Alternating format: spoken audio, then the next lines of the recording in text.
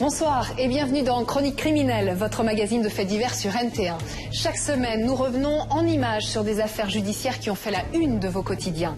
Un crime, une victime, des suspects, un mobile et un coupable. Chronique criminelle refait l'enquête. Sans plus attendre, voici le sommaire de notre émission. Paris, le 31 décembre 2000, Janet O'Keefe disparaît mystérieusement pendant la nuit du réveillon. Qui en voulait à cette jeune Australienne ? Marseille, le 19 octobre 2005, un double infanticide, un nouveau-né décédé et un couple qui vit une passion torturée. Mais qui de Jean-Paul ou de Marie-Hélène est l'auteur de ce crime odieux ? New York, le 23 juillet 1980, Helen Haynes, violoniste de talent, est assassinée au prestigieux Lincoln Center. Qui se cache derrière ce mystérieux fantôme de l'opéra ? Soirée du Nouvel An sur les Champs-Élysées. Au milieu d'une foule joyeuse, Janet O'Keefe s'apprête à rejoindre des amis. C'est là qu'elle s'évapore. Son corps sera retrouvé le 2 janvier 2001 sur un parking des Mureaux. Comment la jeune Australienne s'est-elle retrouvée là-bas? Pourquoi a-t-elle été sauvagement assassinée?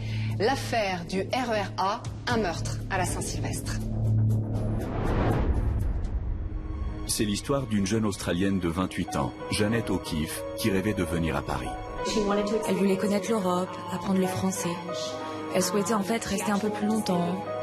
Son rêve se réalise et elle découvre enfin la capitale française. Mais le soir du 31 décembre 2000, rien ne se passe comme prévu. Elle est toute seule, paumée dans cette grande ville qu'elle ne connaît pas très bien. La jeune femme a rendez-vous avec des amis pour faire la fête, mais elle disparaît mystérieusement. La dernière fois qu'on entend parler d'elle, c'est donc un coup de fil vers 21h, 21h30. C'est le dernier moment où on a la certitude que Janet était vivante sur les Champs-Élysées. Après, il n'y a plus rien. 48 heures plus tard, le corps de la jeune femme est retrouvé en proche banlieue près d'un parking. En voyant cette scène de crime, on peut imaginer l'horreur, tout simplement. La famille de la victime est sous le choc, les enquêteurs dans le flou le plus total. C'était juste horrible. Nous étions bouleversés. C'est certain qu'il y a eu une agression extrêmement sauvage, extrêmement violente, que cette jeune femme est tombée sur un sale mec. L'enquête piétine pendant 8 ans. Et en 2009, coup de théâtre, un individu est mis en examen. Pour les policiers, il devient le suspect numéro 1. On va enfin comprendre, on va enfin savoir, on va enfin avoir quelqu'un, un nom, un visage derrière la mort de Janet. Mais qui est cet homme? Comment Janet l'a-t-elle rencontré? Que lui est-il arrivé cette fameuse nuit du 31 décembre 2000? Aujourd'hui encore, 14 ans après la disparition de Janet O'Keefe, le mystère perdure. Que ce soit sur les Champs-Élysées, dans les transports en commun, rien, pas un témoin.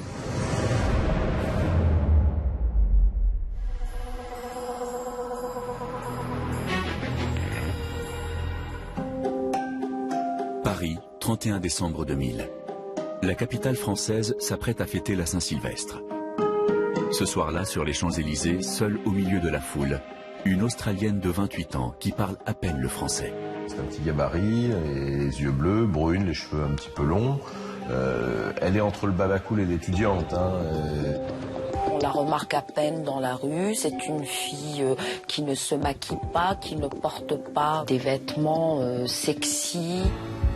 Dans le froid, l'étudiante est en pleine galère, car elle ne sait pas où dormir.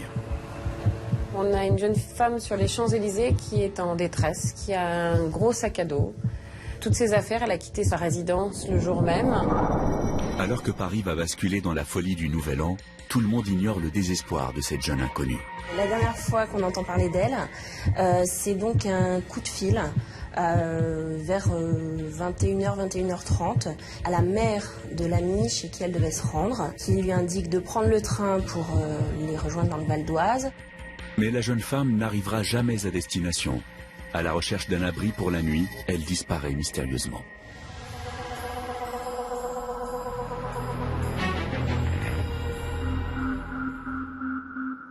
Mardi 2 janvier 2001, à 30 km à l'ouest de Paris, aux Mureaux, dans une cité de banlieue, 2 adolescents promènent leur chien. Le chien marque un arrêt vers ce qui semble être un duvet, jeté là. Le sac de couchage est abandonné près d'un parking. C'est un duvet de couleur verte, hermétiquement fermé, la capuche rabaissée, les liens serrés. Les premiers sur les lieux, ça va être les pompiers. Les pompiers, ils ouvrent ce sac et à l'intérieur, ils découvrent le corps d'une jeune femme.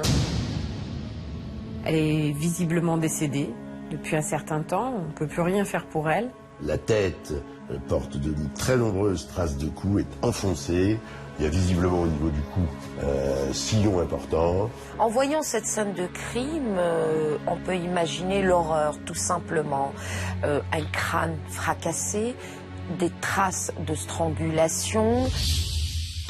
Immédiatement, la police diffuse un avis de recherche sur la jeune inconnue. Elle n'est pas identifiée, elle n'est pas identifiable. Aucun moyen, aucun papier, aucun essai personnel ne permettent de l'identifier. Elle ne porte pas de chaussures, elle est juste en chaussettes, elle a une chemise à carreaux genre bûcheron XXL, ce qui est évidemment pas sa taille puisqu'elle mesure 1m60. Une chemise d'homme, peut-être celle de son agresseur. Tout de suite, les policiers s'interrogent. Pourquoi avoir abandonné le cadavre dans ce lieu? Les policiers ratissent cette zone, inspectent les poubelles pour retrouver le moindre indice. Résultat, néant. C'est une cité extrêmement mal fréquentée, mal famée, une parmi tant d'autres, mais celle-là est quand même particulièrement chaude. Très vite, le commissaire Bloch, à l'époque en charge de l'enquête, a une première intuition. On est certain qu'il y a eu une agression extrêmement sauvage, extrêmement violente, que cette jeune femme est tombée sur un sale mec. Et notre première impression, c'est quand même que le corps a été transporté à cet endroit-là, que le crime n'a pas eu lieu là et que le corps a été amené ici. Autrement dit, la jeune inconnue aurait très bien pu être assassinée en plein Paris et son cadavre abandonné ensuite dans une cité de banlieue. Alors que la police française cherche désespérément à identifier le corps sans papier, sans bijoux, sans signe distinctif, les parents de la victime s'inquiètent. Mais ils ne préviennent pas encore la police. Car Janet O'Keefe était attendue à New York en provenance de Paris.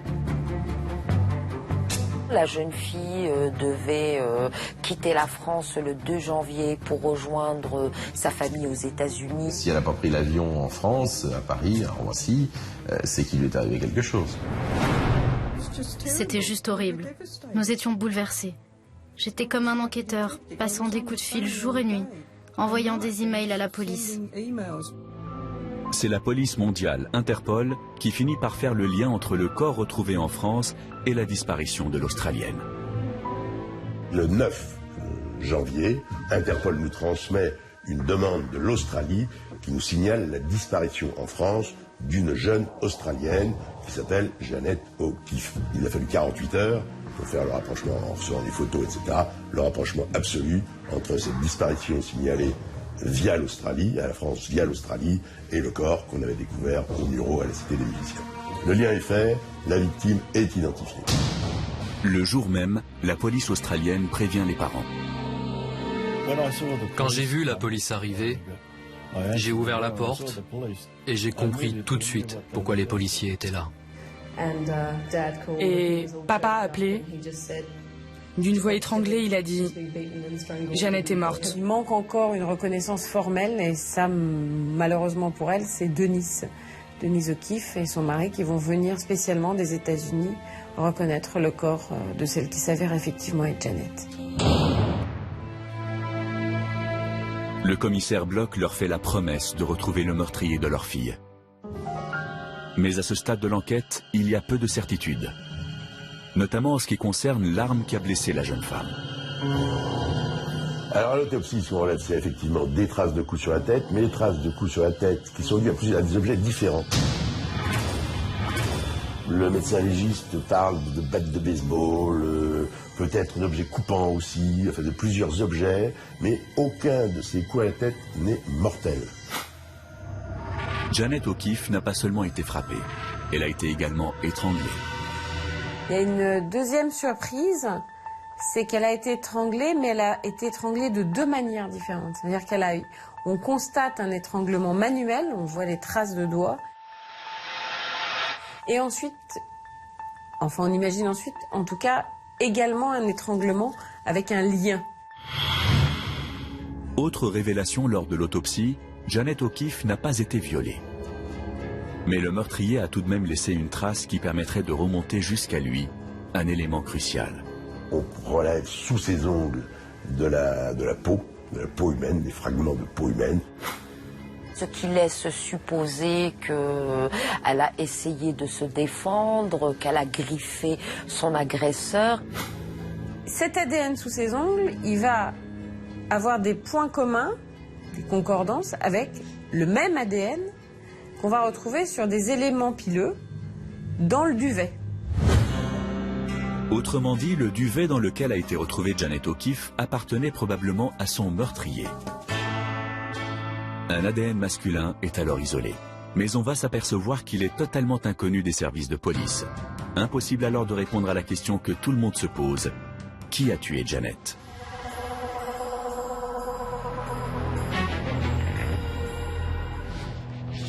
À la recherche d'un mobile pour expliquer le crime, les policiers de Versailles examinent la personnalité de la jeune Australienne. Qui était-elle vraiment ? Une jeune fille délurée ou discrète ? Avait-elle des aventures et avec qui ? Alors, Janet O'Keeffe, c'est une intellectuelle, c'est une fille intelligente, c'est une fille qui a fait des études. Juste une de ces personnes incroyables, très créative, brillante dans ses études et intelligente. Elle a obtenu beaucoup de récompenses. Elle a même reçu un prix lors de sa dernière année à l'université. Janet O'Keeffe a eu une enfance heureuse, une jeunesse studieuse d'une élève appliquée. Une jeune fille réservée, passionnée par le monde de la culture. Elle fréquentait peu les jeunes gens de son âge. On ne lui a connu que 2 relations, dont ce jeune homme Harley. Il se trouvait en Nouvelle-Zélande le jour du crime. Ce ne peut pas être lui l'assassin. Reste une question. En France, l'Australienne avait-elle un petit ami ? Elle est le contraire d'une jeune femme qui serait aguicheuse ou provocante. Le contraire même. Janet O'Keeffe n'est ni délurée ni expansive. C'est quelqu'un de timide, de réservé, peut-être parfois un peu naïf. La seule chose qui faisait vraiment fantasmer Janet O'Keeffe, c'était la France. Un pays dont elle était éperdument amoureuse. Elle voulait connaître l'Europe, apprendre le français. Elle souhaitait en fait rester un peu plus longtemps, trouver un job, connaître la vie en France, avec un vrai travail. Fraîchement débarquée à Paris, Janet se trouve une résidence étudiante et s'inscrit dans un centre d'études pour apprendre le français. C'est ici qu'elle va rencontrer Élise. Janet et Élise se rencontrent grâce à une petite annonce qu'Élise avait laissée au centre d'études parisien. Tout de suite, la Française Élise, qui s'exprime bien en anglais, sympathise avec l'Australienne. Elles se rencontrent dans des bistrots, dans des cafés, comme n'importe quelle jeune fille du même âge. On imagine la langue était le centre des discussions, puisque c'était le but recherché par Élise. Dans les bistrots parisiens, les 2 jeunes femmes multiplient les rendez-vous. Des conversations toujours plus conviviales. Le début d'une belle complicité. Avec Élise, sa nouvelle copine, Janet se balade dans les rues de la capitale. L'Australienne découvre le Paris dont elle a tant rêvé. Mais Élise n'est pas la seule personne que fréquente l'étudiante. Il y a aussi un homme, venu comme elle de l'autre bout du monde. Il s'appelle Anthony. Il est néo-zélandais et vit à Paris. C'est par le biais de son professeur de français que Janet rencontre Anthony. Il fait partie un petit peu des personnes qu'elle voit de temps à autre pour discuter. Elle n'a pas vraiment d'amis. Et ça va être en réalité son 2e contact privilégié en France, on va dire, la 2e personne avec laquelle elle va échanger. Nous sommes le 31 décembre 2000, le jour de la disparition. Janet O'Keeffe se retrouve seule sans logement avant son départ. Elle compte sur ses amis pour l'héberger. Elle n'a plus de place au foyer et donc Élise, très spontanément, lui propose de venir dormir chez elle. Oui, je t'appelle au sujet de la fête du réveillon. Tu peux venir ? Oui, en banlieue. On pourrait se rencontrer avant, je sais pas, à 15h ? C'est ok pour toi ? 16h, si tu veux. Ok pour toi ? À Mairie de Clichy. Tu connais Mairie de Clichy ? C'est sur la ligne 13. Ok, super, bye. Elles doivent se retrouver à Paris, passer le réveillon du jour de l'an ensemble, et les 2 jours suivants aussi, jusqu'à ce qu'elle l'accompagne à l'aéroport à Roissy pour qu'elle décolle pour New York. Janet est dans le sud de Paris. Elle doit donc rejoindre son amie Élise dans le nord de la capitale.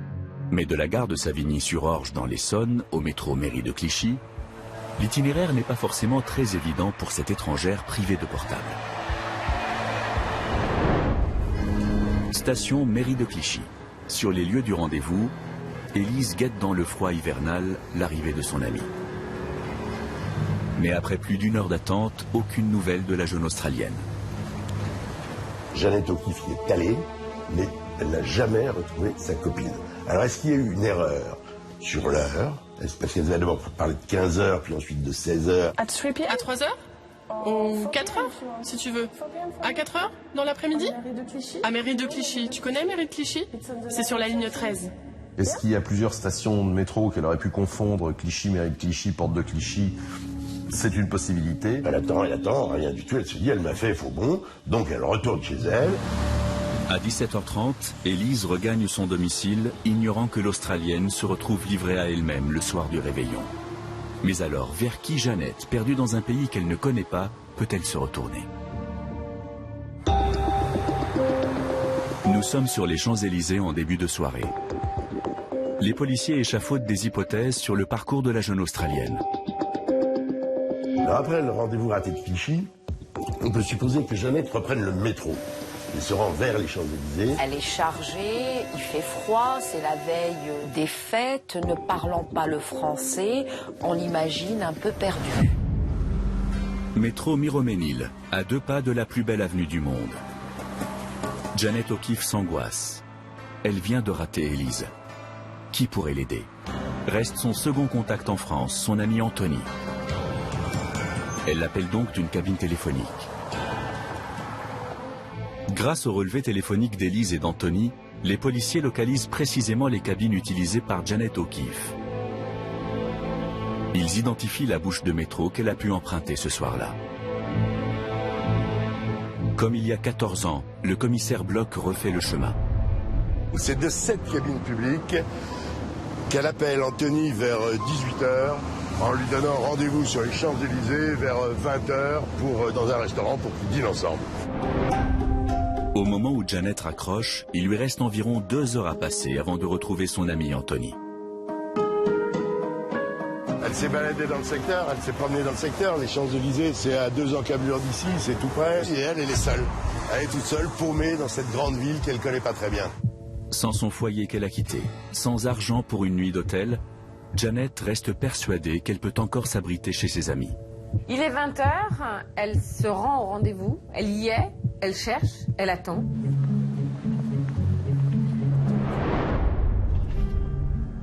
Une heure après, Anthony n'est toujours pas là. Et, enfin, je veux dire, là, le cauchemar recommence. Les enquêteurs ont une ébauche du scénario de la nuit du drame. 2 rendez-vous manqués avec Anthony et Élise. Les policiers leur annoncent que leur amie australienne est morte dans d'atroces circonstances. Puis les enquêteurs s'interrogent. Et si l'un des derniers contacts parisiens à avoir eu Janet au téléphone avait menti? La PJ de Versailles auditionne donc Élise.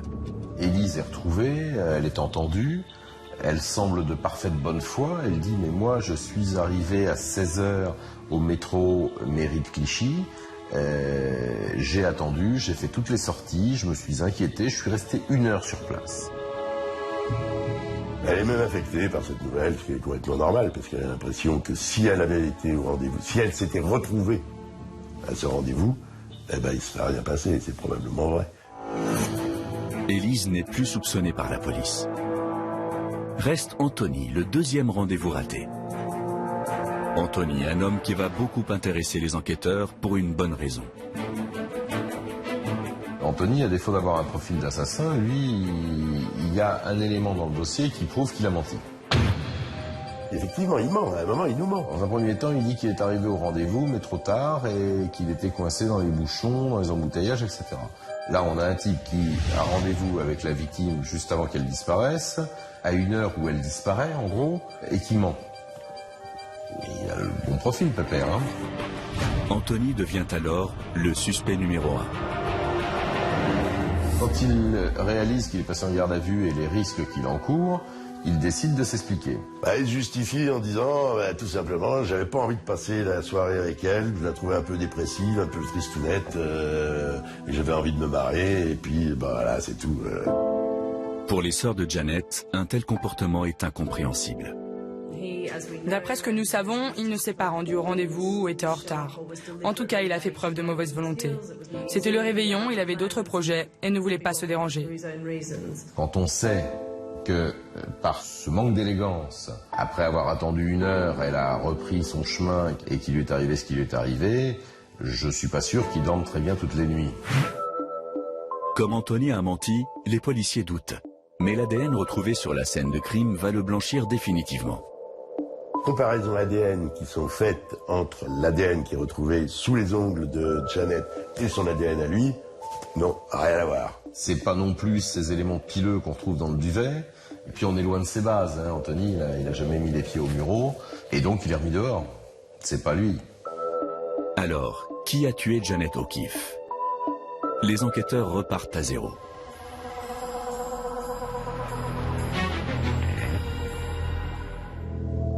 La PJ revient sur les Champs-Élysées avec cette fois un nouveau scénario en tête. En désespoir de cause, ne voyant pas arriver son amie, Anthony, elle décide d'appeler son amie Élise. Janet tombe sur la maman d'Élise au téléphone qui lui propose de la retrouver à la gare de Conflans-Sainte-Honorine, non loin de chez elle. Pour les enquêteurs, Janet O'Keefe aurait bien tenté de prendre le RER A en direction des Yvelines pour rejoindre la maman d'Élise. Alors on est sur les Champs-Élysées toujours, et à proximité de la cabine, c'est cette cabine-là, de laquelle elle a appelé la maman d'Élise vers 21h. C'est le dernier moment où on a la certitude que Janet était vivante sur les Champs-Élysées. Après, il n'y a plus rien. Pour le commissaire Bloch, à ce moment de l'enquête, il n'y a plus qu'une seule option, la mauvaise rencontre.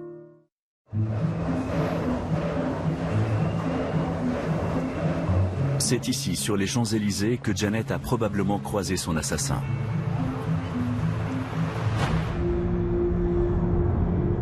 On suppose qu'à ce moment-là, elle rencontre, entre guillemets, un séducteur, un charmeur, qui lui propose de lui venir en aide, de porter ses bagages. Elle croise un type qui est beau parleur, qui lui propose de lui rendre service, de l'aider, etc. Elle y va. Accompagnée par son prétendu bienfaiteur, Janet O'Keefe se dirige alors vers l'entrée du RER à la station Étoile. Trop contente d'être secourue dans sa galère, elle néglige tout danger.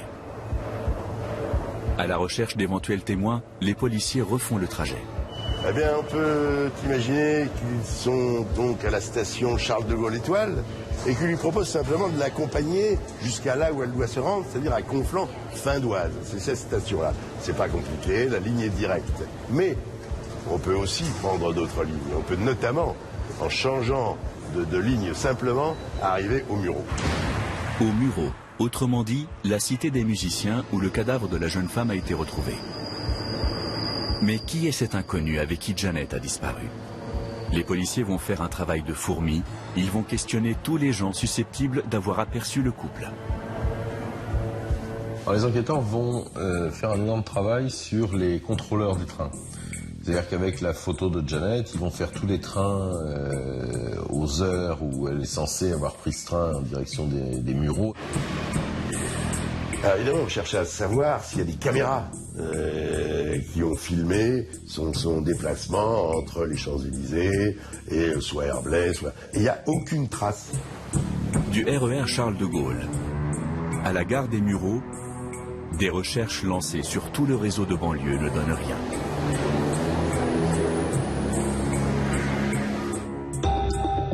L'enquête se recentre sur l'unique indice. L'empreinte génétique retrouvée sous les ongles de Janet. Cet ADN, c'est un ADN masculin, mais inconnu. Alors, c'est un élément, mais c'est un élément qui ne peut être éclairant qu'en comparaison. Et on n'a pas d'ADN pour le comparer. Autrement dit, l'homme qui a rencontré la victime, le probable meurtrier, ne figure dans aucun fichier de police. Il n'a jusqu'à présent commis aucun crime ou délit. Pour le moment. Pour les familles de la victime, c'est un calvaire. Pendant ces années, on essayait d'imaginer ce qui lui était arrivé. Mais de toute façon, on n'avait pas de réponse. Le corps avait été retrouvé, il y avait certains indices, mais c'est tout ce qu'on savait. La famille O'Keeffe est brisée. Elle perd tout espoir. Le tueur ne sera peut-être jamais arrêté. Malgré tout, les enquêteurs s'accrochent toujours à l'ADN relevé sur la scène de crime. Et si un habitant de la cité des Mureaux avait rencontré Janet O'Keeffe? 130 hommes sont convoqués à la PJ de Versailles. Il suffisait en gros d'habiter la cité des Mureaux, d'être célibataire et de ne pas avoir de compagne pour être dans l'œil du cyclone. L'idée de cette opération, c'est de prélever les ADN de tous ces célibataires pour comparer leur ADN avec celui trouvé sous les ongles de Janet O'Keeffe. Sur les 130 suspects, 124 individus se présentent. Mais 6 manqueront à l'appel. Parmi eux, peut-être l'assassin. 8 ans plus tard, en 2009, le dossier O'Keeffe est en passe de finir aux oubliettes, lorsqu'un stupéfiant hasard relance l'enquête. Au départ, un délit de fuite d'un chauffard qui se termine dans un commissariat de la banlieue parisienne. Eh ben, c'est un peu le petit coup de chance. Des fois, dans une enquête, il y a un petit coup de chance. Il y a un type qui se fait arrêter pour une histoire de bagnole idiote, une course-poursuite avec la police, des fausses plaques, etc. Et puis, comme à cette époque-là, on a le droit de prélever l'ADN pour quasiment tout, enfin, pour un grand nombre de délits. Son ADN est prélevé, envoyé au FNAG, où se trouve bien évidemment depuis le départ celui qui a été découvert sous les ongles de Janet O'Keeffe. Et, comme on dit, ça match. C'est le même ADN. Et là, c'est là où on dit il y a une erreur, une chance d'erreur sur 7 milliards. Le jour où enfin ça match, c'est-à-dire que l'ADN donne un nom, c'est feu d'artifice, quoi. C'est 8 ans après. Enfin, on n'y croit plus, on n'y croyait plus. C'est extraordinaire, extraordinaire. Pour les parents de Janet, la joie fait vite place à la colère, car le suspect aurait pu être arrêté beaucoup plus tôt. Son nom était sur une liste de célibataires qui habitaient les Mureaux. Mais certains ne venaient pas pour donner leur ADN et être interrogés. Et la police n'a pas insisté. Résultat, il est resté en liberté pendant 8 ans. Nous étions en colère parce que votre police n'a pas fait son travail. Parce qu'ici, en Australie, si quelqu'un se retrouve sur une telle liste, les policiers feront le nécessaire pour retrouver cette personne, l'interroger et prendre son ADN. Le chauffard s'appelle Adriano Araújo da Silva. Il devient le suspect numéro 1. Pour les policiers, c'est sans doute le meurtrier. On va enfin comprendre, on va enfin savoir, on va enfin avoir quelqu'un, un nom, un visage derrière la mort de Janet. L'homme est aussitôt arrêté. Et sa garde à vue va se révéler être l'un des interrogatoires les plus rocambolesques de toute l'histoire policière. Versailles, février 2009. Les policiers ont maintenant devant eux le tueur présumé de la jeune étudiante. Un manutentionnaire marginal, d'origine brésilienne, qui a grandi en Guyane. L'interrogatoire démarre. On va lui demander s'il connaît Janet O'Keeffe. Si ce nom lui dit quelque chose, si ce visage lui dit quelque chose, rien du tout. Ce qu'il faisait la nuit du 31 décembre au 1er janvier, mais tout ça ne lui dit rien du tout. Au début, comme tous les gardés à vue, il chic, il dit non, je comprends pas, qu'est-ce que j'ai jamais tué personne. Les heures passent, Araújo da Silva campe sur ses positions. Il n'a jamais vu Janet O'Keeffe. Les policiers changent alors de stratégie. On va lui lâcher que son ADN... Vous savez, monsieur, ce que c'est que l'ADN, vous savez ce que ça représente. Eh bien, votre ADN, il est sous les ongles de cette jeune femme.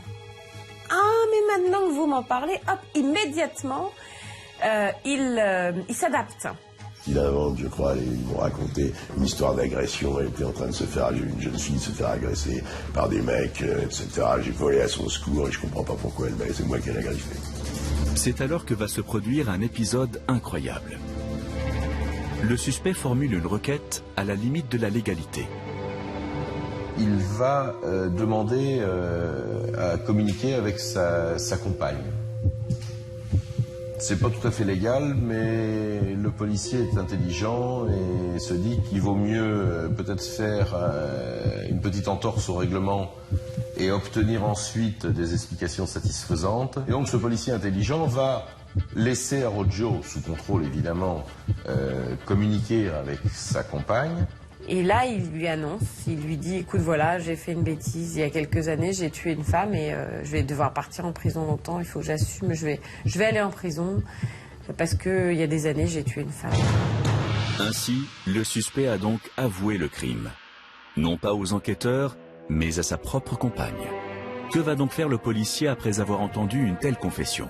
L'officier de police judiciaire qui est en charge de cette enquête va le reprendre en audition pour la 4e fois. 4e audition, où là, il s'affale de tout, c'est-à-dire qu'il s'affale du meurtre. Pour la première fois, Arrojo da Silva dévoile ce qui se serait passé, selon lui, ce fameux 31 décembre 2000. Alors il avoue à sa manière un peu, hein. Il dit que il l'a rencontrée sur les Champs-Élysées, qu'elle était seule, ils ont discuté, qu'elle ne savait pas où dormir. Qu'il l'a invité à venir passer la nuit chez lui. Quand on voit un petit peu tout le parcours de la jeune fille et tous les rendez-vous ratés, bien évidemment, elle accepte volontiers. Ils ont passé la nuit ensemble dans son appartement, dans ce sac de couchage dans lequel elle a été trouvée. Ils ont eu des relations sexuelles consenties.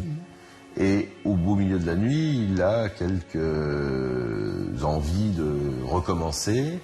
Et à partir de là, il semblerait que ça se passe mal. Elle veut plus, elle crie, elle menace d'appeler la police. Tu m'as touché, je voulais pas, je vais porter plainte, je vais aller voir les flics. Là, il s'énerve et il prend effectivement une barre de fer, sans doute une barre d'haltère. Il fracasse la tête. Il va taper plusieurs fois sur la tête. Elle est assommée, et puis qu'ensuite, il panique un petit peu, mais qu'elle se réveille, qu'elle crie. Là, il panique, il lui serre le cou. Ensuite, il va l'étrangler avec ses mains. Et puis, il lui attache le cou avec une rallonge électrique, il l'attache à un rebord de fenêtre. On n'est pas loin de la pendaison, enfin bref, mais elle est déjà quasiment morte à ce moment-là. Et puis finalement, il va la détacher, il va s'apercevoir qu'elle est morte. Il va la placer dans le duvet, il va lui mettre une de ses chemises, la fameuse chemise XXL. Il la balance par la fenêtre. Et puis il se rend compte qu'on va retrouver le corps en bas de chez lui. Quelques heures après, comme il trouve que c'est quand même vraiment au pied de son immeuble, il va traîner le sac c'est à quoi, 200 mètres de l'entrée de son immeuble. Pour les parents, la version livrée par le suspect est insoutenable. Quand j'en parle comme maintenant, j'ai la respiration et le cœur qui s'emballent. Parce que je pense au moment où elle est morte. Imaginez-vous cette grosse brute, ce monstre en train de la tuer, de la frapper à la tête, 13 fois durant cette nuit-là. Mon Dieu, si je pouvais lui mettre la main dessus. Mais le suspect a-t-il vraiment tout dit sans mentir? Il y a en effet un point troublant dans sa déposition. Tout colle, sauf un point qui est le rapport sexuel. Effectivement, cet aveu ne correspond pas du tout aux constatations de la scène de crime. Quelques semaines plus tard, Arrojo da Silva fait marche arrière. Il me dit qu'il est innocent, que lorsqu'il a pu déclarer qu'il ne l'était pas, il avait fait l'objet de pression. Pour Arrojo da Silva, ses aveux ne valent rien et sa défense entend bien le démontrer. Que valent exactement les aveux de celui qui prétend avoir fait l'amour avec Janet? Sur ce point, les experts sont formels. Il n'y a pas eu de rapport sexuel. De plus, il existe un détail intime dont l'homme aurait dû logiquement parler. On constate aussi que cette jeune femme porte un tampon périodique. Seulement voilà, lors de son interrogatoire, l'homme n'a jamais évoqué cet élément. Or, il y a fort à parier quand même qu'il s'en serait rendu compte s'il avait une relation sexuelle avec elle. Conclusion, Araújo da Silva aurait menti sur les relations sexuelles. Mais a-t-il inventé aussi le reste de sa version? Et aux yeux de la défense, ce n'est pas le seul point d'interrogation. Il existe aussi une autre énigme. Pourquoi le fameux soir de la disparition, personne n'a rien vu? Que ce soit sur les Champs-Élysées, dans les transports en commun, à l'arrivée de la gare aux Mureaux, sur le trajet de la gare des Mureaux jusqu'à la Cité des Musiciens, rien, pas un témoin. L'avocat s'engouffre dans cette brèche et il va plus loin.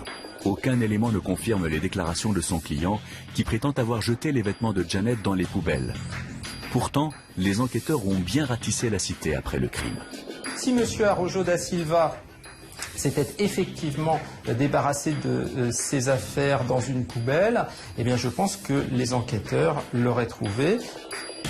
L'avocat frappe plus fort. L'ADN retrouvé sous les ongles de la victime ne démontre pas le crime.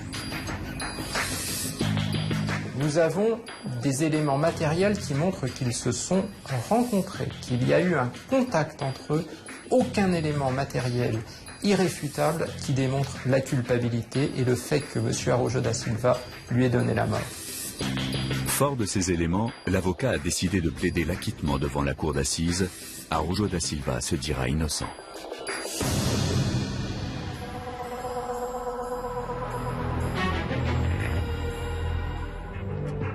3 janvier 2012.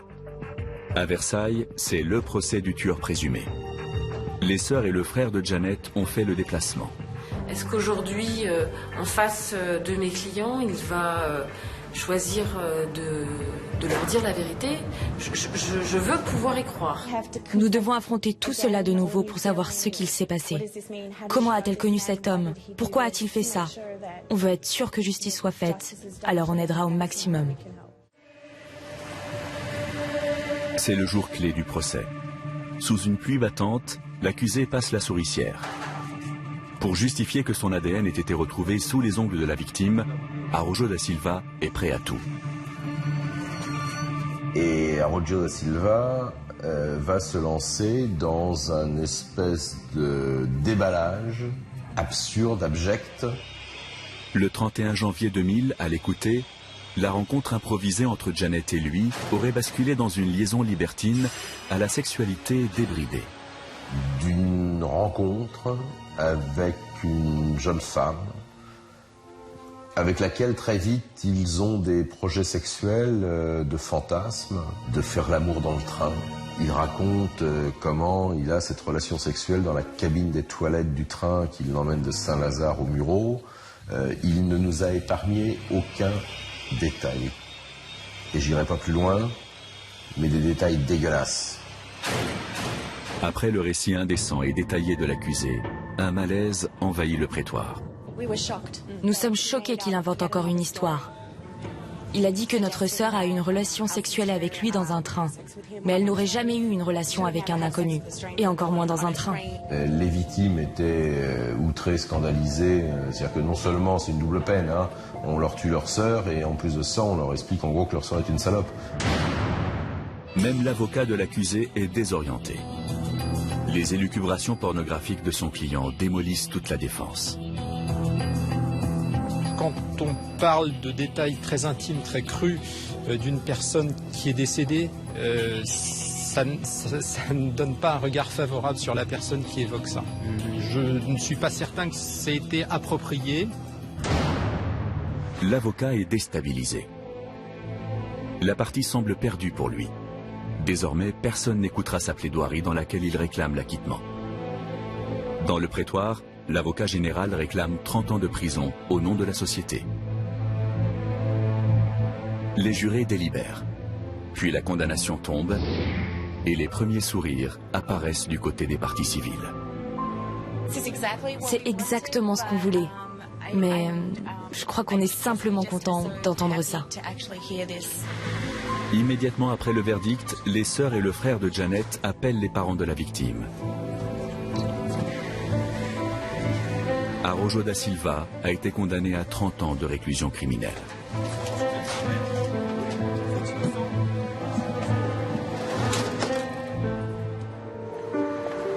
Un an plus tard, il fera appel. En avril 2013, la Cour d'assises des Hauts-de-Seine condamne Adriano Arrojo da Silva à la même peine, confirmant ainsi le verdict de première instance. Paradoxalement, 14 ans après le crime, tout reste encore à déterminer sur la mort de Janet O'Keefe. C'est en venant expulser les époux Steins de leur appartement que l'huissier trouve le cadavre d'un nourrisson dans un sac. Dès le lendemain, la police interpelle le couple et fait une autre découverte macabre, les corps de Melissa, 8 ans, et de Jason, 7 ans, cachés dans le coffre de la voiture de leur mère. Que s'est-il passé? La réponse dans Chronique criminelle. Un coup de foudre qui devient le mobile du crime. Une idylle qui transforme des parents en meurtriers. Voici l'histoire d'un épouvantable drame qui a secoué la cité phocéenne en 2005. C'est le summum du crime. Jean-Marc Steins, le beau-père. Marie-Hélène Martinez, une mère et ses 2 enfants. Jason, 7 ans, et Melissa, 8 ans. Une famille recomposée qui pensait vivre un conte de fées. Il lui fait visiter des villas, des maisons superbes avec piscine. Mais qui va subitement plonger dans l'horreur. Criblé de dettes, étouffé par une situation financière hors norme, le couple va fuir la réalité. Il n'a pas d'emploi, il est surendetté. C'est en octobre 2005, à leur domicile, qu'un huissier venu les expulser va découvrir une des scènes les plus macabres, le corps putréfié d'un nouveau-né. L'enquête est lancée, la famille est recherchée. Mais lorsque le couple est retrouvé, les enfants de Marie-Hélène manquent à l'appel. C'est leur beau-père qui va alors révéler aux policiers l'effroyable vérité. Les enfants ont été empoisonnés avant d'être enfermés dans le coffre d'une voiture. Marie-Hélène Martinez, en sachant que ses 3 enfants étaient morts, elle n'a pas versé une larme. Que s'est-il passé? Qui se cache derrière ce drame? Qui est l'auteur de ces crimes? Le beau-père? C'est un escroc de petite taille, hein, c'est un menteur. Quel est son mobile, lui, de tuer les enfants? Il n'en a aucun. La mère? Parce que c'est une manipulatrice qui a pu entraîner Stange, fou d'amour, dans son projet machiavélique. Soit elle est coupable, soit elle est innocente. Ou les deux. Comment ce qui semblait être un conte de fées a-t-il pu à ce point déraper? Un couple, des enfants, un père en colère et une famille à bout de nerfs. Entre mensonges, révélations fracassantes et jeux diaboliques. De la reconstitution des faits jusqu'au dénouement du procès, Chronique criminelle vous entraîne au cœur d'une machination macabre qui a ôté la vie d'âmes innocentes. L'affaire des parents diaboliques.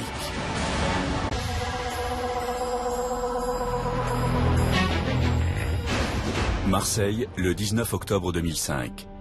En début d'après-midi, un huissier se présente au 6e étage d'un immeuble modeste.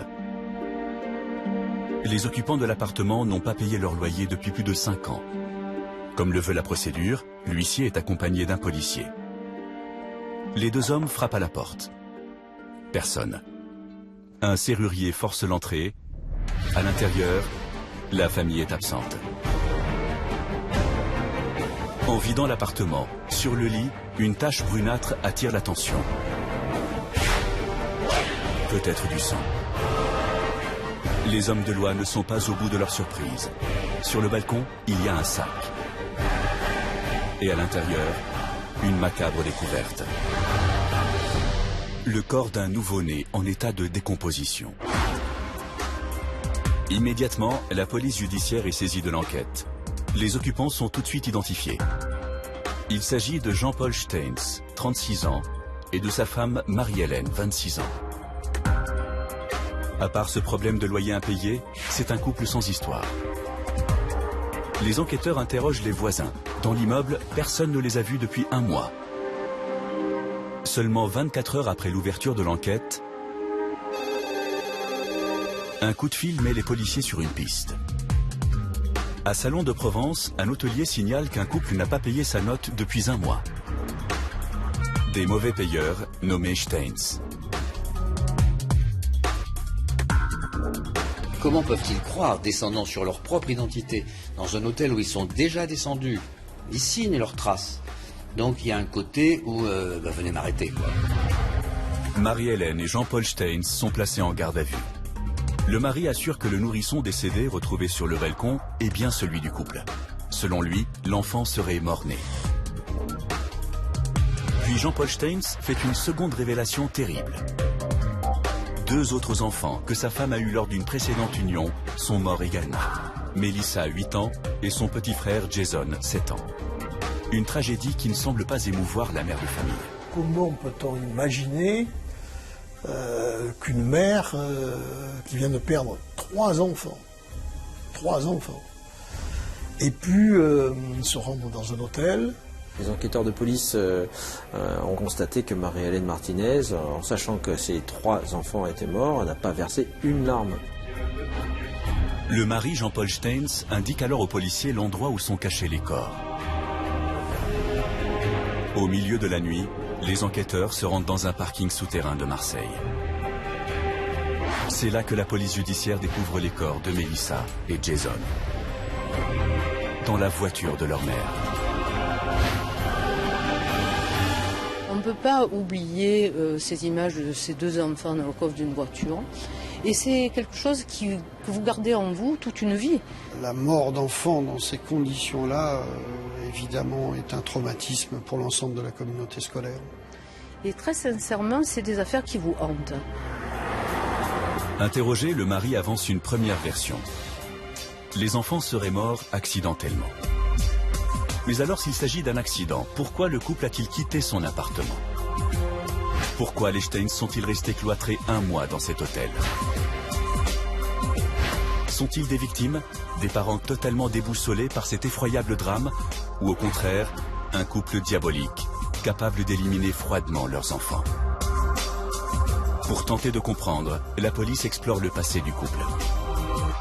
Marie-Hélène et Jean-Paul Steins, un couple fusionnel et très secret.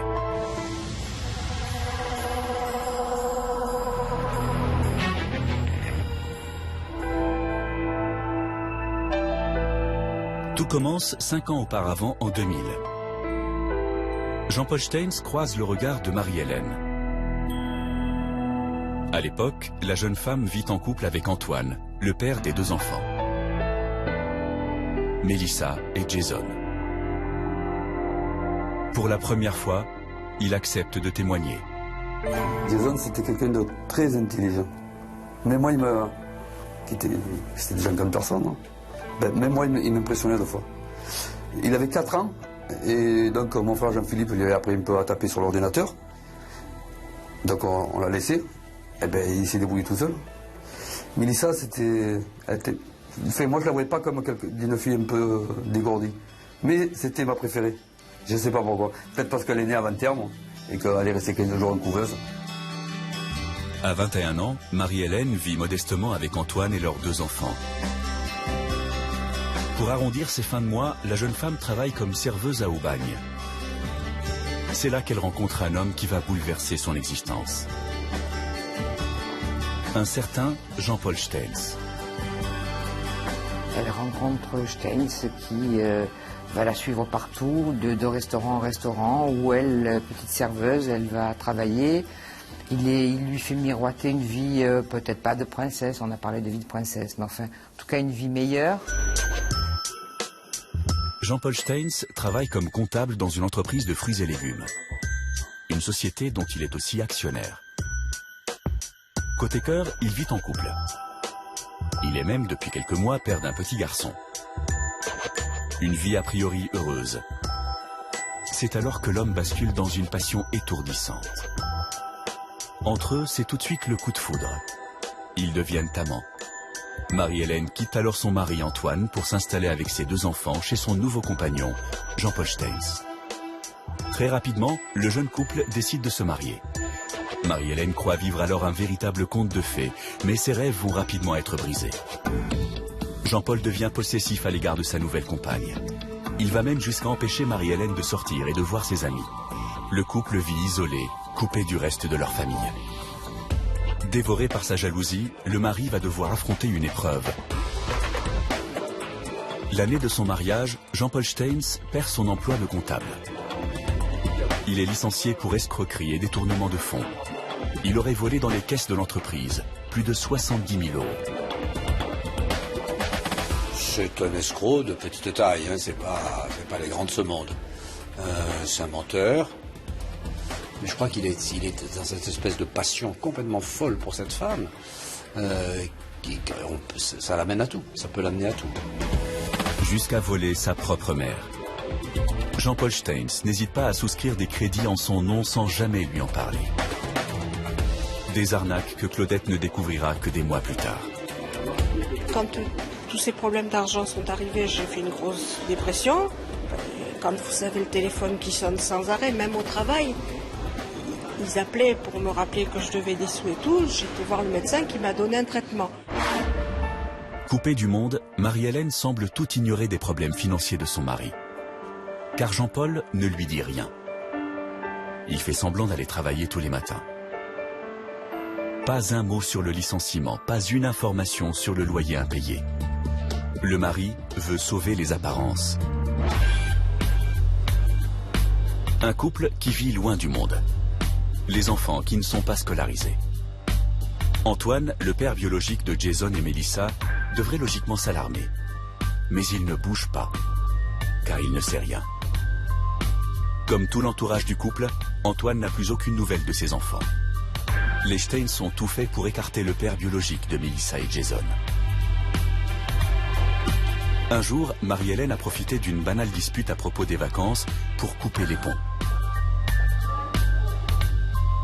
Mais on voulait tous les deux la première semaine.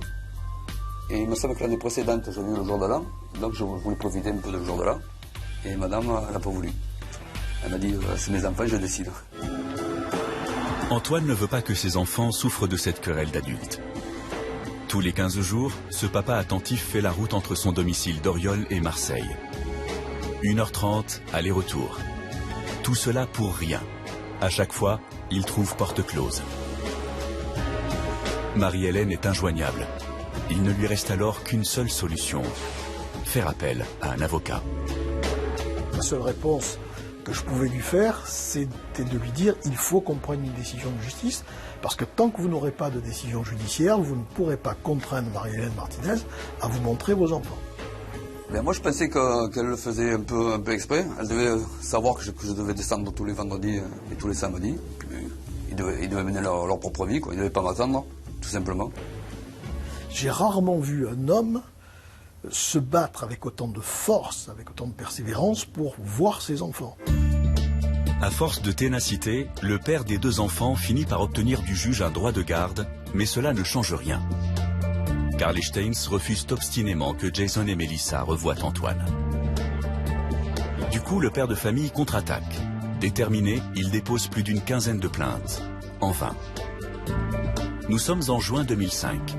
Antoine Corré-Légeau n'a pas revu ses enfants depuis plus d'1 an quand il retrouve son ancienne compagne au commissariat. La jeune femme, enceinte de 5 mois, est convoquée pour s'expliquer sur le droit de garde. Face aux policiers, les retrouvailles se passent dans le calme. Les enfants repartiront chez leur père le week-end suivant. Des enfants qui appellent leur beau-père « papa ». J'ai pas trop parlé avec eux, je me suis mis plutôt en colère. Chose bizarre. Parce que, c'est pas Mélissa, c'est Jason. Il a fait... En fait, il parlait de Jean-Paul et il appelait papa. Et ça m'a choqué. Et donc, j'ai freiné sur l'autoroute, je me suis mis sur la bannière d'urgence et je lui ai expliqué comment c'était la vie. Parce que c'était un papa et un beau papa. Et même si je ne viens pas te voir tout le temps, c'est moi ton papa. Marie-Hélène est de nouveau convoquée par la police. Mais cette fois, c'est pour apprendre une stupéfiante nouvelle. Jean-Paul Steins, son époux, n'a plus un sou. Le fonctionnaire de police l'avertit. Ce monsieur est poursuivi par des créanciers. Ce monsieur ne paye pas le propriétaire depuis 2 ans. Vous allez être expulsé. Et là, elle n'y croit pas. Que peut faire la belle Marie-Hélène après ces révélations fracassantes? Croire en son rêve obstinément ou détruire l'avenir que lui vantait son mari? C'est lors de cette entrevue au commissariat que Marie-Hélène va ouvrir les yeux et prendre conscience de la réalité. Elle va découvrir le poteau rose au fur et à mesure, c'est-à-dire qu'il n'a pas d'emploi, qu'il est surendetté. Marie-Hélène fait machine arrière. Ces deux enfants, Mélissa et Jason, déscolarisés, retourneront à l'école. Jean-Paul va voir le directeur. Il n'y avait franchement rien de rationnel. On était dans la continuité de quelque chose. Bah voilà, moi j'ai scolarisé mes enfants, je l'ai fait moi-même. À la fois, j'étais très content d'avoir repris contact avec la famille et surtout de pouvoir scolariser les enfants. Bon. Tout rentre dans l'ordre en apparence. Les enfants qui revoient leur père ont abandonné l'école buissonnière. Personne n'imagina alors que la vie de Mélissa, 8 ans, et de Jason, 7 ans, va basculer. Le 18 septembre 2005, les deux enfants sont en classe depuis 15 jours quand le directeur de l'école apprend une étrange nouvelle. Et donc, à la mi-septembre, les deux institutrices me signalent l'absence des enfants. Immédiatement, le directeur appelle Claudette, la mère de Jean-Paul Steins. C'est le seul numéro de téléphone qu'il possède pour joindre la famille. Elle me dit non, mais ils vont revenir à l'école. Bon, donc je dis écoutez madame, on va se parler franchement. Si les enfants ne sont pas à l'école dès lundi, je préviens immédiatement le commissariat du 8e. Antoine, le père des deux enfants, est également inquiet. La dernière fois qu'il est venu les chercher, il a de nouveau trouvé porte close. Je suis descendu le week-end où c'était mon droit de visite. Donc comme je savais qu'elle était enceinte, n'ayant pas de nouvelles, je me suis dit peut-être qu'elle a accouché. Et Jean-Paul, il a dû amener les petits avec lui, donc je lui ai laissé un courrier sur la porte. Et d'ici ce soir, si je n'ai pas de nouvelles, j'aviserai le commissariat. Cela fait maintenant une semaine que la famille ne donne aucune nouvelle. La mère de Jean-Paul Steins, alertée par le directeur d'école, ne cache plus son angoisse. Les deux premières fois, les deux premiers coups de fil, elle a défendu mordicus au point que je la croyais, que je croyais que les enfants étaient réellement malades. Le lundi, j'ai senti une femme totalement abattue qui me disait la vérité et qui me disait « Je ne sais pas où sont ni mes enfants, ni mon fils, ni mes petits-enfants. » Nous sommes le 19 octobre 2005. La visite de l'huissier, l'expulsion, le nourrisson retrouvé dans le sac et comble de l'horreur, les corps de Jason et Mélissa découverts dans la voiture de leur mère. À cet instant, Antoine, le père biologique de Mélissa et Jason, ne peut imaginer que l'on vient de retrouver les corps de ses deux enfants. Depuis un mois, il recherche désespérément son fils et sa fille. Lorsque le père de famille arrive au commissariat, le policier n'a pas besoin de lui raconter l'indicible. J'ai regardé la personne en face et j'ai compris de suite. Il m'a pas nié mot. J'ai pas eu le temps de m'asseoir, j'ai déjà compris. Il m'a dit si, asseyez-vous. Je crois que vous allez en avoir besoin. Et j'ai crié. Non, pas ça, pas ça. Qui est à l'origine de ce massacre? Est-ce le mari Jean-Paul Steins ou son épouse Marie-Hélène? Ou encore le couple diabolique ensemble? C'est lors de la garde à vue que Jean-Paul Steins va faire une révélation fracassante.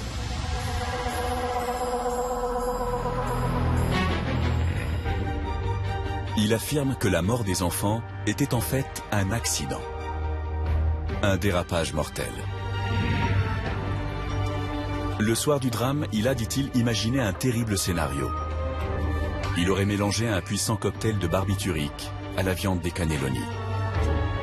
Dépressif, il aurait voulu endormir la famille avant de se suicider tranquillement.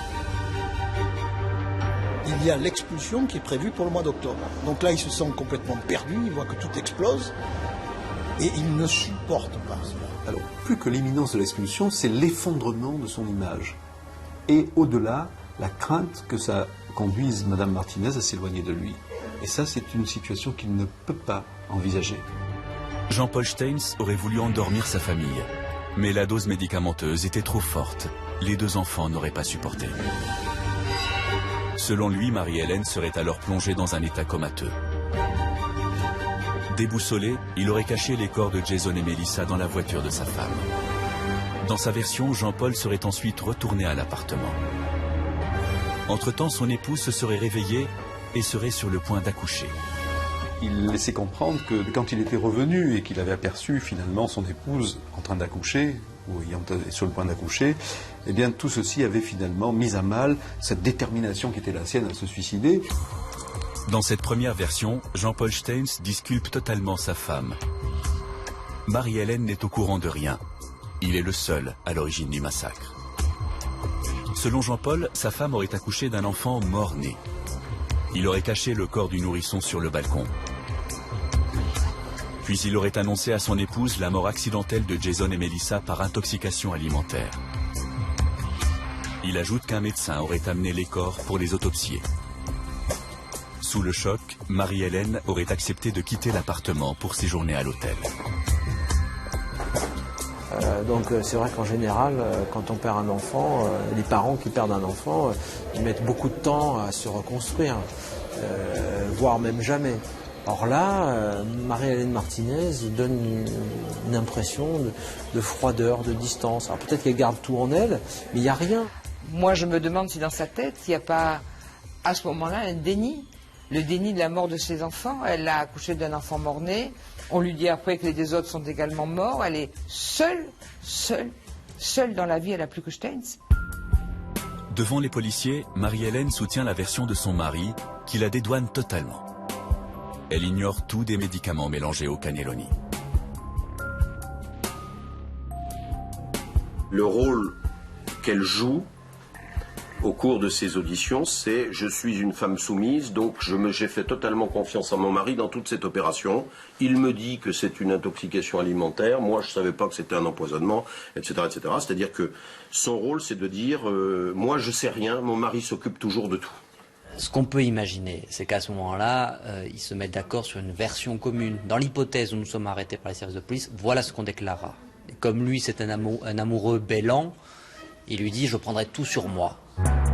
Le mari, seul coupable.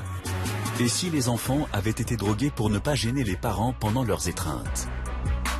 Les policiers sont perplexes, car ils ont découvert des revues pornographiques et des photos de Marie-Hélène dénudée. Je crois qu'il faisait l'amour, c'est M. Steins qui l'avait dit, 4 heures par jour. Lors de la perquisition, les policiers ont aussi mis la main sur une grande quantité de médicaments et 2 armes, dont une chargée. Jean-Paul voulait-il tuer sa femme? Se suicider?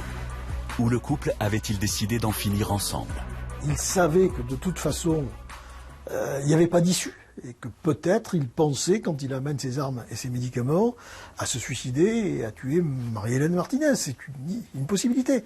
Et tout cela est confirmé parce que nous retrouverons sur le téléphone portable de Steins un texto prêt à l'envoi et dans lequel il écrit à sa mère qu'il la remercie de tout ce qu'elle a fait pour lui dans ses derniers jours. Pour lui, la vie est une merde et, je cite, qu'il n'en peut plus et qu'il préfère encore mourir. Mais en même temps, franchir le pas, c'est parfois pas facile. Hein. Jean-Paul Steins, 35 ans, est poursuivi pour avoir empoisonné les 2 enfants. Il est incarcéré à la prison des Baumettes à Marseille, après ses aveux. Marie-Hélène, 25 ans, reste libre après avoir été mise en examen pour recel de cadavre. Le couple ne sera pas jugé pour la mort du bébé retrouvé sur le balcon, car l'état du corps ne permet pas aux experts d'établir les causes du décès.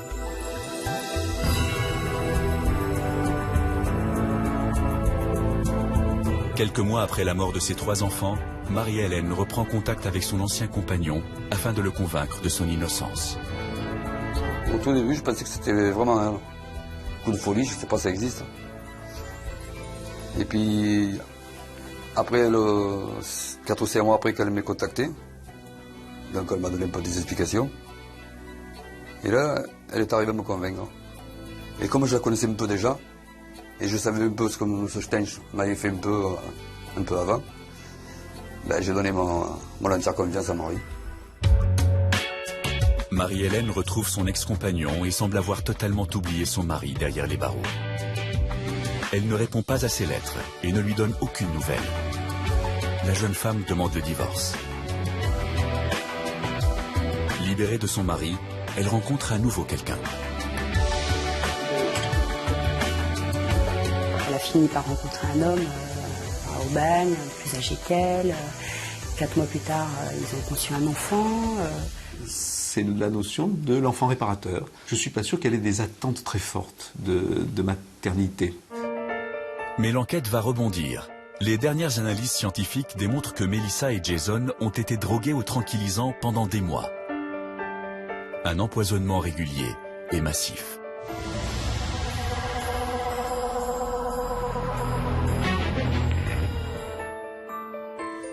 Mais il y a pire. Un nouvel élément remet en cause l'innocence de Marie-Hélène. Les scientifiques n'ont retrouvé aucune trace de barbiturique dans les cheveux de la jeune femme. Si le soir du drame, Marie-Hélène avait été intoxiquée par les cannelloni comme ses 2 enfants, on aurait forcément retrouvé des traces de médicaments dans ses cheveux. Or, il n'y en a pas. Conclusion selon les experts, contrairement à ce qu'elle affirme depuis le début, Marie-Hélène n'a jamais été droguée à son insu. À partir du moment où l'expert était venu pour expliquer que de toute façon elle n'avait même pas elle-même été empoisonnée par les cannelloni, j'ai pensé qu'elle n'avait jamais été dans le coma, tout simplement. L'alibi de Marie-Hélène est fragilisé. D'autant plus qu'un nouveau coup de théâtre bouleverse l'enquête. Le mari emprisonné délaissé par sa femme change de version. Il accuse désormais son épouse. Marie-Hélène lui aurait demandé de tuer les enfants. Jean-Paul l'aurait aidé par amour. Ainsi, Marie-Hélène passe de victime à complice, d'après son époux.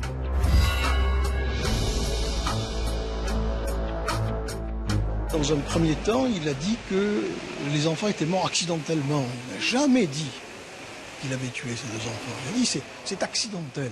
Et puis lorsque d'un seul coup il va être confronté à la vérité des experts, encore une fois, les rapports toxicologiques qui vont montrer qu'elle n'a jamais été empoisonnée ce soir-là, qu'est-ce qu'il fasse?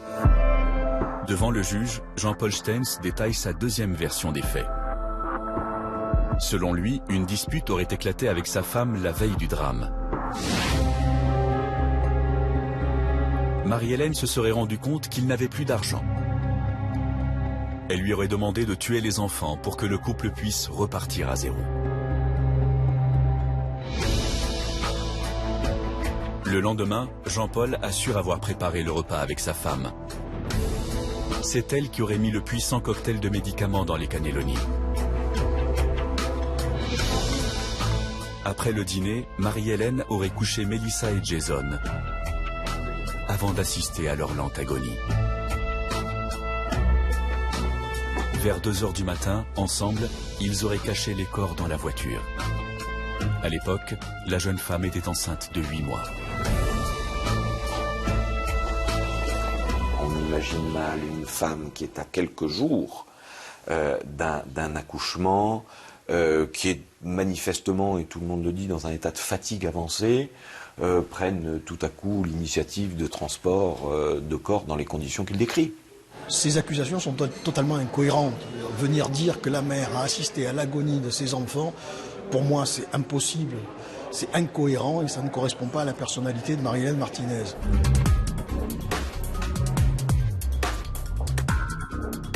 Dans sa nouvelle version, le mari affirme qu'après avoir empoisonné ses 2 enfants, Marie-Hélène aurait voulu se faire avorter en avalant des tranquillisants. Vrai ou faux? Après les accusations de Jean-Paul Steins et les expertises sur les cheveux, Marie-Hélène est mise en examen pour empoisonnement 2 ans après le drame. La jeune femme reste libre jusqu'au procès. Pourtant, malgré la mise en examen du couple, beaucoup de questions restent sans réponse. Notamment sur le mobile qui aurait pu conduire les époux Steins à commettre ce double infanticide. Quel est son mobile, lui, de tuer les enfants? Il n'en a aucun. Il n'a strictement aucun mobile. Après tout, même si les enfants repartaient chez leur père, je pense que ça lui ferait mal, mais c'est tout. Est-ce qu'au moment où elle va être expulsée, où elle doit, les enfants vont être placés chez le père, à ce moment-là, c'est le mobile qui l'amène à supprimer les enfants?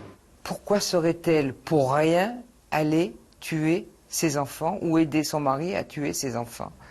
C'est ridicule, tandis que lui, il a un mobile. Lui, il a un mobile. D'abord, c'est pas ses enfants. Le seul qui puisse avoir intérêt à la disparition des enfants et peut-être de la mère elle-même, c'est bien Jean-Paul Steins. Reste une hypothèse invérifiable, des enfants drogués pour ne pas déranger les parents pendant leurs ébats. C'était des personnes qui vivaient complètement confinées l'une sur l'autre.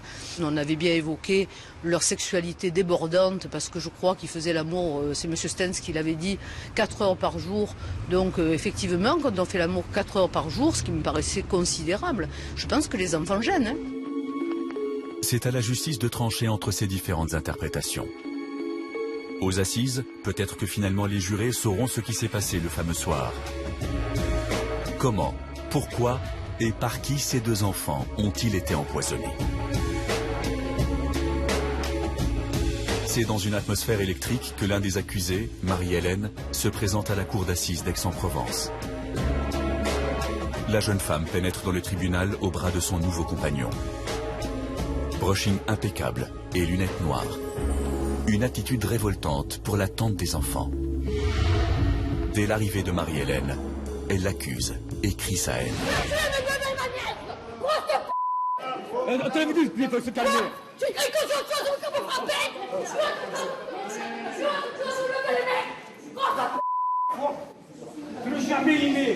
C'est vrai qu'en première instance, il y avait des tensions entre Marie-Hélène Martinez et son ex-belle-sœur. Dès le premier jour, la première heure, même avant que l'audience ne commence, il y a eu un affrontement physique entre les deux ex-belles-sœurs. 4 ans après le drame, l'émotion est toujours aussi forte au tribunal. Les grands-parents paternels de Jason et Melissa ne cachent pas leur tristesse. Ils demandent justice et sont convaincus de la culpabilité de Marie-Hélène. Face à la douleur de toute une famille, le comportement de Marie-Hélène choque dès l'ouverture du procès. J'ai été sidérée par l'attitude de Mme Martinez le premier jour donc, de son premier procès, où elle est arrivée ici, devant la cour d'assises, très exactement comme si elle était sur les marches du palais de Cannes. Elle n'a pas donné l'image de la mère éplorée à laquelle on pouvait s'attendre éventuellement. De la grande maladresse, on avait l'impression qu'elle était de passage, qu'elle venait assister à un procès de cour d'assises, mais qui n'était pas le tien. Pour assurer sa défense, Marie-Hélène s'est entourée de 2 avocats, dont un ténor du barreau, Maître Collard. La jeune femme est déterminée à prouver son innocence et à faire condamner son ancien mari. Ça fait 4 ans que j'attends ce procès et je veux que cette ordure soit punie sévèrement. Pendant le procès, Marie-Hélène n'a pas un regard pour son ancien mari. À la barre, elle annonce « Je me présente en tant que victime, je suis innocente, j'aimais mes enfants plus que tout. Tout ça, c'est la faute de Steins. » Jean-Paul prend sa part de responsabilité et rétorque « J'ai participé à quelque chose d'horrible. J'ai une grande responsabilité. J'aurais dû l'empêcher de commettre un tel crime. » Devant l'audience, les anciens époux se renvoient mutuellement la responsabilité du drame. C'est que lui est à l'origine du décès des enfants. Marie-Hélène Martinez, on est toujours dans le fou. Est-ce que c'est une manipulatrice qui a pu entraîner Stange, fou d'amour, dans son projet machiavélique? Après 5 jours de débat, le verdict tombe. Marie-Hélène est condamnée à 10 ans, Jean-Paul à 20 ans de réclusion criminelle pour les meurtres de Melissa et de Jason. Une peine inacceptable pour la famille d'Antoine, et surtout pour la tante des enfants.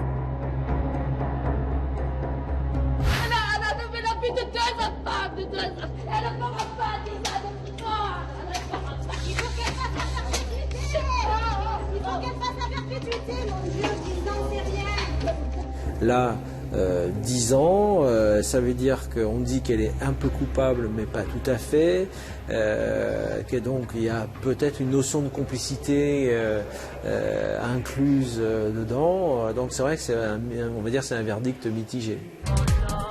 Avec le jeu des remises de peine, Marie-Hélène peut espérer sortir 5 ans plus tard. Mais le soir même du verdict, elle va prendre un énorme risque. Elle fait appel.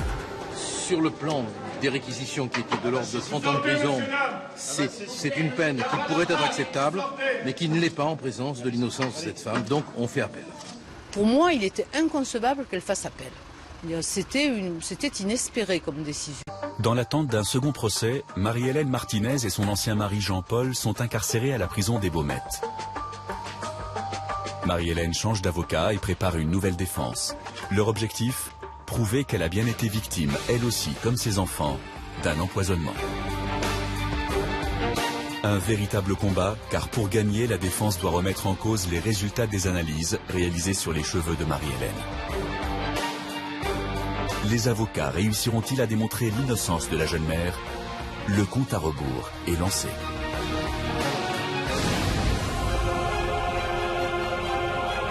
Juin 2011, cour d'assises de Draguignan. 6 ans après le drame, Marie-Hélène Martinez et Jean-Paul Steins ont un nouveau rendez-vous avec la justice. Ils risquent chacun la réclusion criminelle à perpétuité. Une seule question hante le prétoire. Quel rôle a joué la jeune femme dans la mort de ses 2 enfants? Mère diabolique ou femme sous influence? Pour Marie-Hélène, c'est quitte ou double. C'est un enjeu terrible.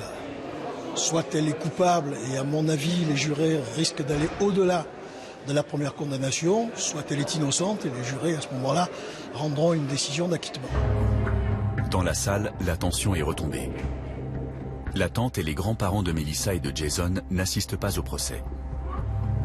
Au premier rang, Antoine encourage l'accusé, du regard. Il soutient toujours la mère de ses enfants, car il est convaincu de son innocence. Devant les jurés, comme lors du premier procès, Marie-Hélène et Jean-Paul vont se renvoyer la responsabilité du massacre. Jean-Paul Steins accuse froidement son ancienne femme. C'est elle qui a mis le poison dans les cannelloni. Moi, j'ai laissé faire. À l'autre bout du box, Marie-Hélène se défend. Je suis absolument innocente. Je ne lui ai pas demandé qu'il tue mes enfants. Je ne suis pour rien dans leur mort. Reste la preuve maîtresse de l'accusation. Les analyses des cheveux de l'accusée qui démontrent qu'elle n'avait pas pris de médicaments le soir du double crime. Les avocats de Marie-Hélène font alors témoigner un toxicologue qui apporte un nouvel éclairage. Marie-Hélène se décolore les cheveux. Les produits chimiques employés alors ont pu faire disparaître toute trace d'un empoisonnement. L'intervention de l'expert fait l'effet d'une bombe. Ma conclusion, c'est il est possible que Marie-Hélène Martinez ait été empoisonnée.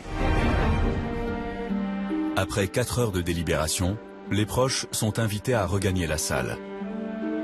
Les jurés ont pris leur décision. Le verdict tombe.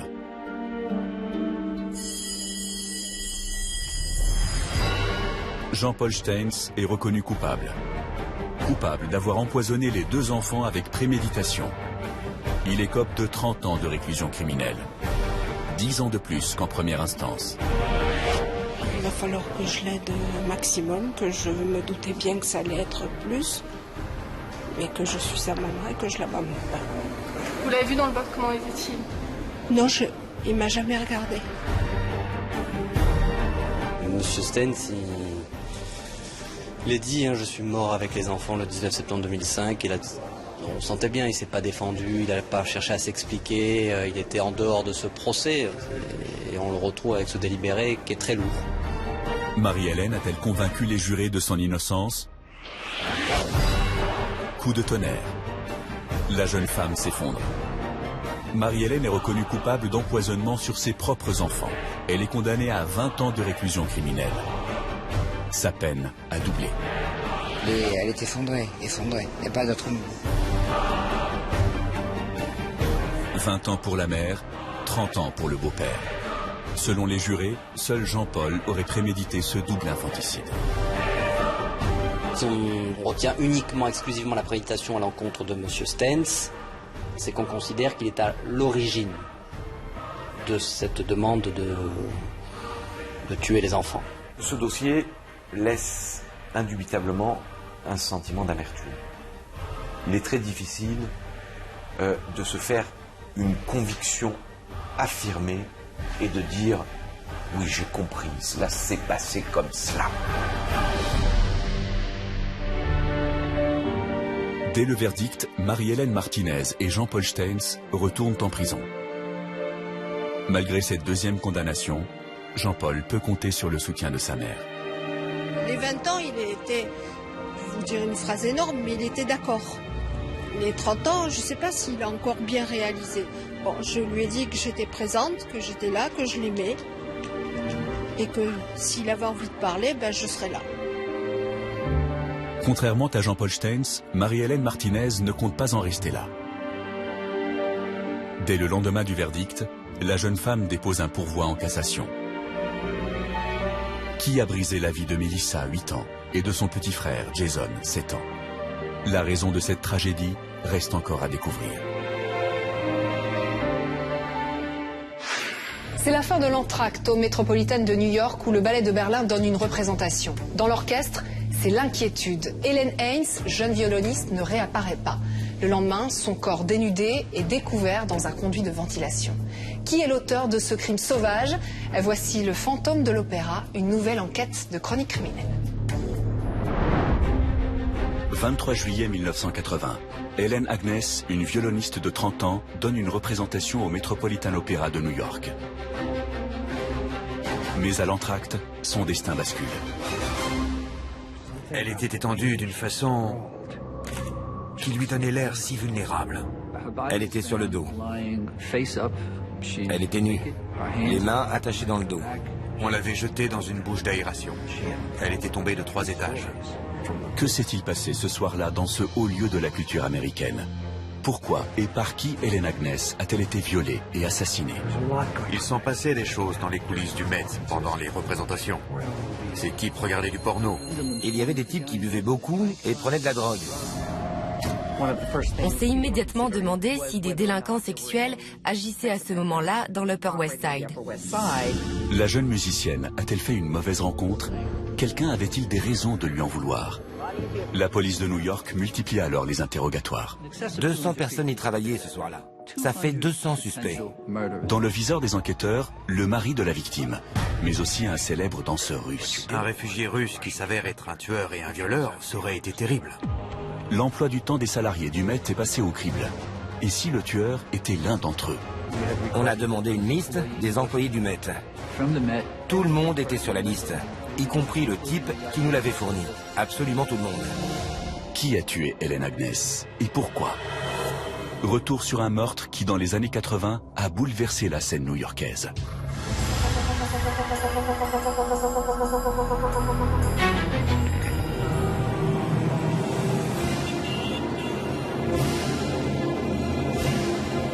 New York, le 23 juillet 1980. Ce soir-là, la danse est à l'honneur et le glamour à son paroxysme. Le Ballet de Berlin se produit sur l'une des plus célèbres scènes du monde, le Met. La représentation est parfaite. En coulisses, les musiciens, danseurs et machinistes remballent tout.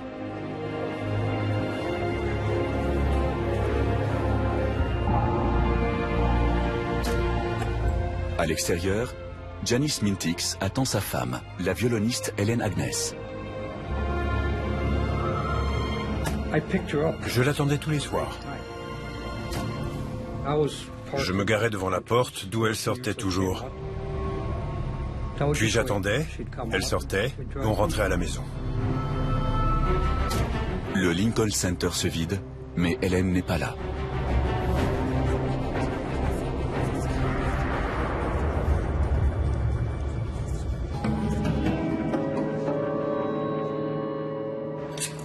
Je me suis inquiété. J'ai appelé à la maison.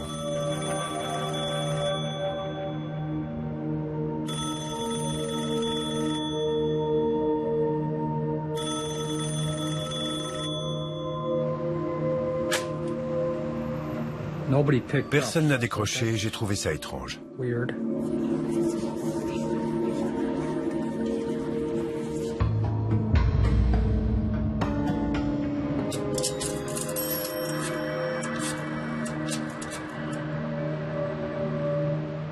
Puis la ligne a sonné occupée. Je me suis dit, elle est à la maison, alors je suis rentré.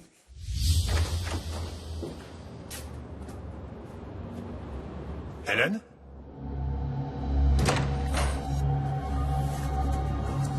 Hélène, je t'ai attendu. Hélène? Il n'y avait personne. Hélène est-elle sortie faire la fête avec ses amis du Met? A-t-elle oublié de prévenir Janice? A-t-elle oublié ce qu'ils avaient prévu? Quoi qu'il en soit, Janice attend son retour.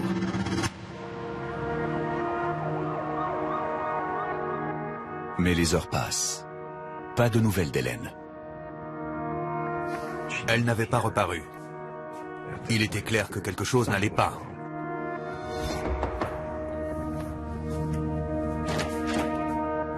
Plus tard, les collègues d'Hélène sont passés déposer son violon.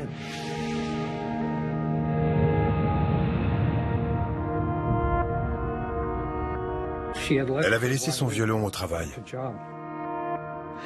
Un instrument, c'est comme un enfant. On ne s'en sépare pas.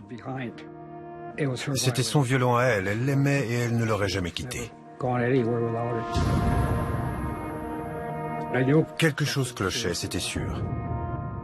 J'avais peur.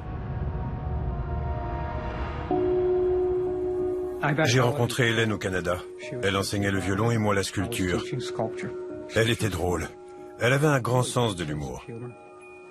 Elle débordait d'amour. C'était la meilleure amie dont on puisse rêver. Hélène était adorable. Elle était du genre à préparer des cookies pour quelqu'un qui venait de passer une affreuse journée. Mais elle savait aussi se défendre, notamment dans la rue. Je l'ai épousée, nous sommes partis pour New York et voilà.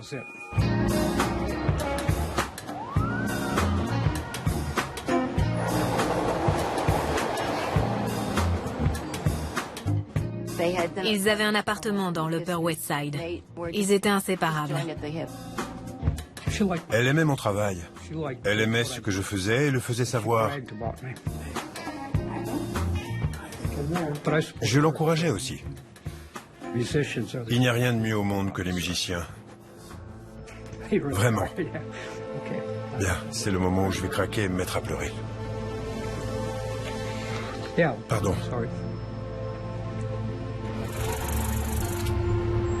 La soirée avait pourtant commencé normalement. Je la revois partir pour le Lincoln Center. Elle était tellement mignonne. Elle pétillait, elle était joyeuse, de bonne humeur. Elle m'a embrassé, elle a remonté la rue. C'est la dernière image que j'ai d'elle.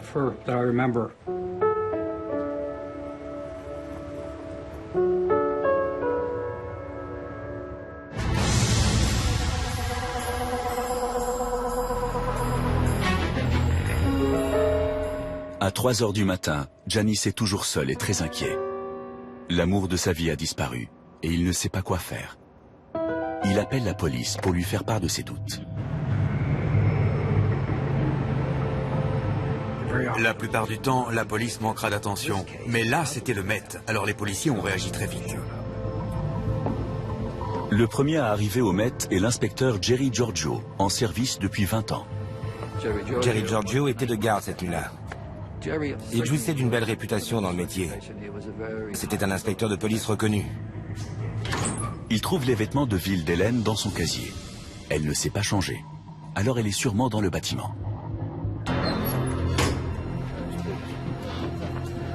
Giorgio ne perd pas de temps. Il donne l'ordre de fouiller de fond en comble le célèbre opéra de New York. Mais trouver Hélène se révélera plus compliqué que prévu. La structure du Met est complexe. Il y a 6 sous-sols. C'est un labyrinthe. Les nombreux niveaux de l'opéra et son vaste réseau de couloirs reliés entre eux impliquent qu'une fouille complète et méticuleuse prendra du temps. Les coulisses étaient un endroit envoûtant. Dans certaines pièces, on pouvait croiser le dragon de Siegfried ou le vaisseau fantôme de Wagner. C'est comme dans le fantôme de l'opéra. Si on m'y lâchait aujourd'hui, je me perdrais. Cet endroit est un labyrinthe.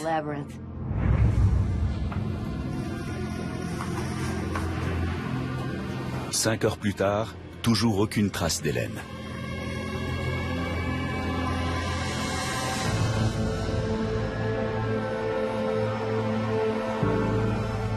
Ce n'est qu'au lever du jour que l'équipe va faire une découverte macabre sur le toit. L'agent d'entretien a trouvé une chaussure.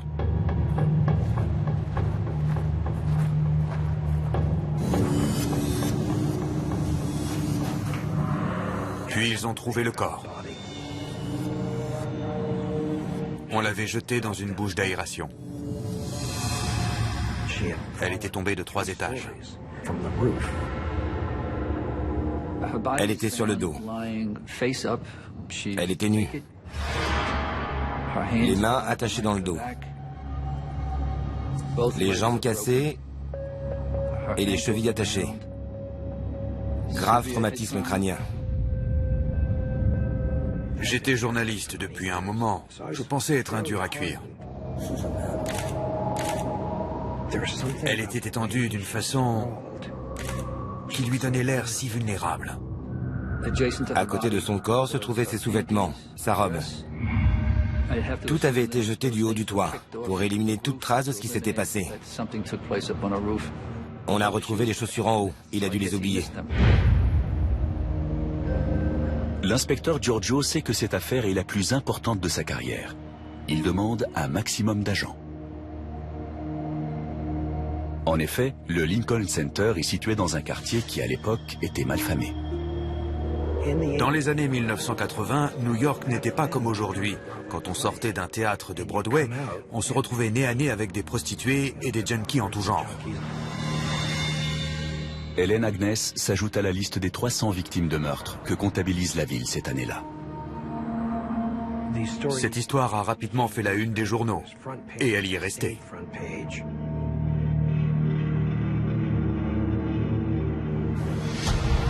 Le Lincoln Center s'enlise dans une affaire de meurtre qui bouleverse le monde du théâtre.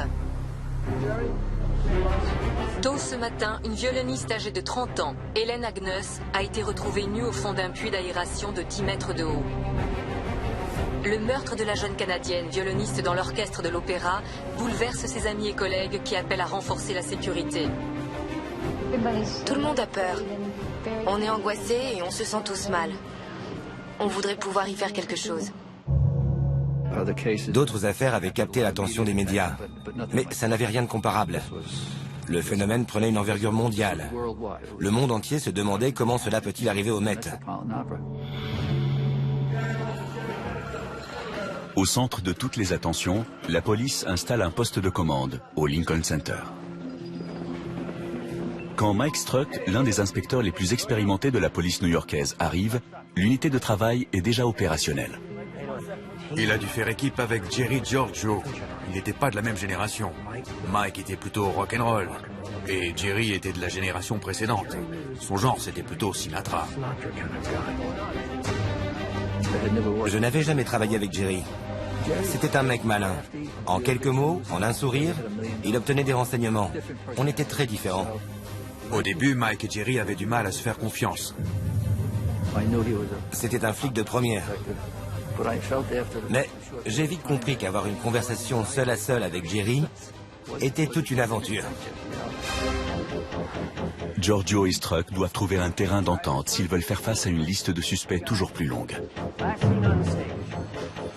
Ils se sont aperçus que des centaines de personnes liées au Met pouvaient être impliquées, en coulisses, dans l'orchestre, les danseurs et le public. Un spectateur aurait pu revenir, ça fait des milliers de personnes. Peut-être même des millions de personnes. Et si le tueur était venu de l'extérieur? On s'est immédiatement demandé si des délinquants sexuels agissaient à ce moment-là dans l'Upper West Side. L'intrus aurait dû passer le service de sécurité de Lincoln Center. Et les ouvreurs n'ont repéré aucun individu étrange dans le bâtiment. On doit passer toutes les éventualités en revue. Mais au bout d'un moment, on doit bien se décider à faire le tri. Plusieurs hypothèses ont été envisagées. On a même pensé à son mari. Se serait-il faufilé dans le bâtiment pour lui faire du mal? On ne sait jamais. Les inspecteurs ne perdent pas de temps pour interroger Janice Mintix, le mari d'Hélène.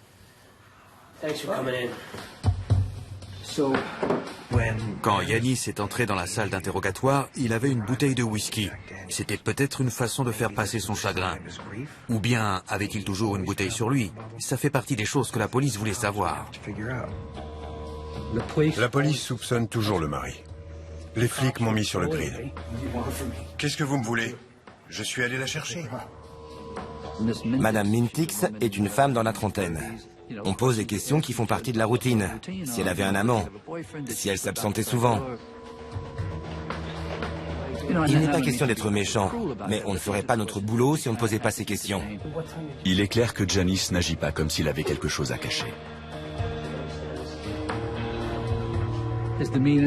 Son comportement, ses réponses, son alibi le disculpait. Son trouble était réel. Yanis est une piste qu'on a vite écartée.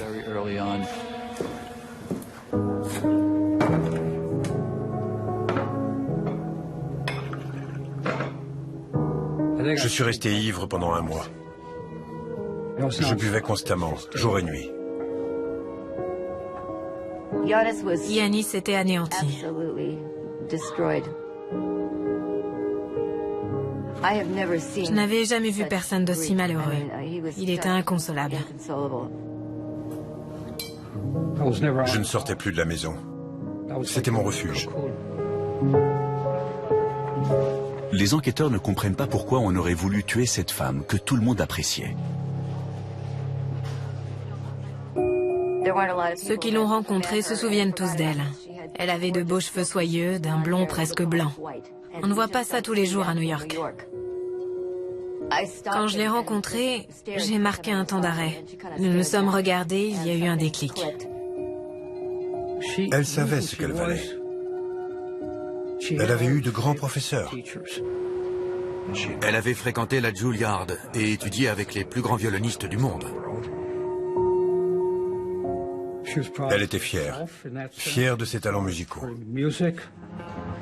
En fouillant l'imposant complexe, les enquêteurs trouvent un certain nombre d'indices. La fleur bleue qu'Hélène portait dans les cheveux est découverte devant un atelier d'électricien. Sur le toit, une empreinte de main sur une rambarde, près de l'endroit où on a retrouvé Hélène. On trouve plus souvent des empreintes partielles que des empreintes entières. L'enquêteur de la police scientifique m'avait dit que dès qu'il avait mis le doigt dessus, l'empreinte était sortie nette. En quoi est-ce important? Cela indique que l'empreinte est fraîche. Il est plus que probable que ce soit celle du tueur. Grâce aux indices, les enquêteurs reconstituent les dernières heures de la musicienne. On crée une chronologie des déplacements de la victime.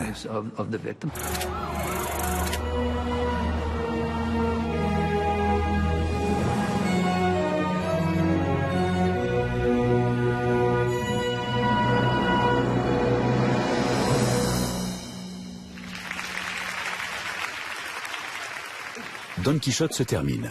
Hélène profite de cette pause pour aller à la rencontre de Valérie Panov, un célèbre danseur russe qui tourne avec le ballet de Berlin.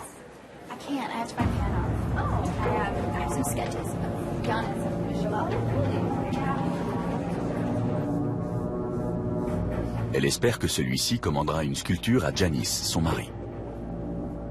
Il y a une entracte pendant la représentation, durant laquelle on n'a pas besoin des musiciens. Donc elle s'en va. C'est à partir de ce moment-là que les faits et gestes d'Hélène deviennent un mystère.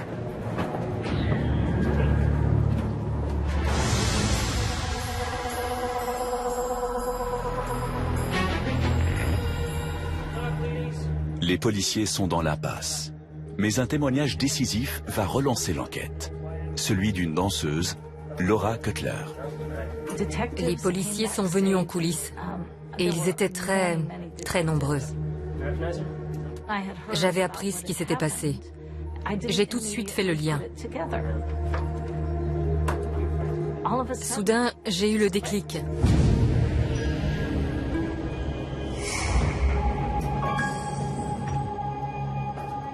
C'est pas possible.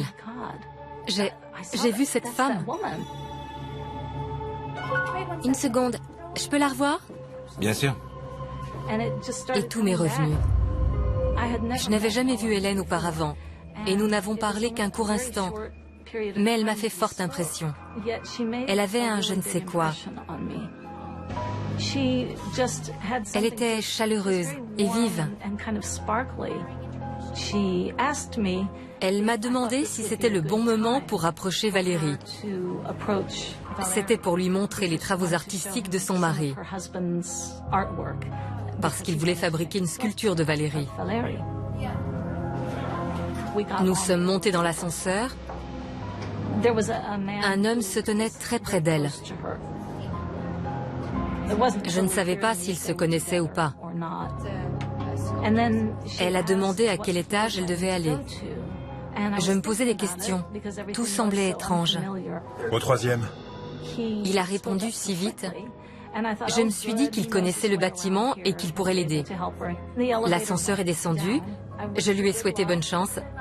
Elle m'a répondu merci et je suis descendue au sous-sol. Ce témoignage est capital pour Struck et Giorgio. Seul l'homme dans l'ascenseur peut dire aux enquêteurs ce qui s'est passé ensuite. Ils ont besoin de lui pour trouver le tueur.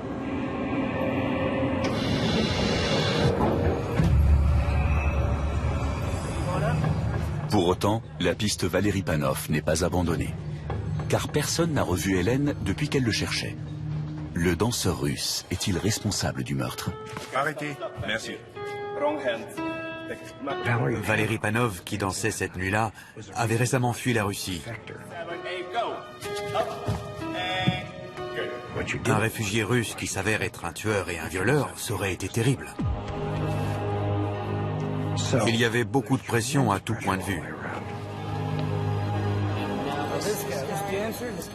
Les enquêteurs passent outre les pressions politiques et vont interroger le danseur russe. Laissez-nous un instant. Faites une pause, merci. Il faut savoir faire le tri dans les suspects. Valérie Panov a un alibi. Au moment du meurtre d'Hélène, il était dans le public avec 500 autres personnes. Il regardait sa femme Galina se produire sur scène. Excusez-nous, merci. Du début, 5, 6, 7, 8. La piste du danseur russe désormais écartée, les enquêteurs recherchent toujours l'homme de l'ascenseur. Grâce au témoignage de Laura Cutler, ils pensent que ce dernier connaît les coulisses du Met comme sa poche. Les différentes scènes de crime dans l'immeuble indiquaient que cet homme ne venait pas de l'extérieur. Il fallait chercher en interne. On a demandé une liste des employés du Met. Tout le monde était sur la liste, y compris le type qui nous l'avait fourni. Absolument tout le monde. 200 personnes y travaillaient ce soir-là. Ça fait 200 suspects. À l'époque, jamais une aussi grande unité de travail n'avait été créée pour enquêter sur un homicide. On ne connaissait pas l'ordinateur portable. On bossait sur des machines à écrire et avec des catalogues sur fiches. Chaque personne qui se trouvait au Met ce soir-là, chacun de ses mouvements et l'endroit où il se trouvait étaient reportés sur ces fiches. En interrogeant le personnel du Lincoln Center, les enquêteurs s'aperçoivent que les coulisses du Met ressemblent beaucoup aux rues de New York.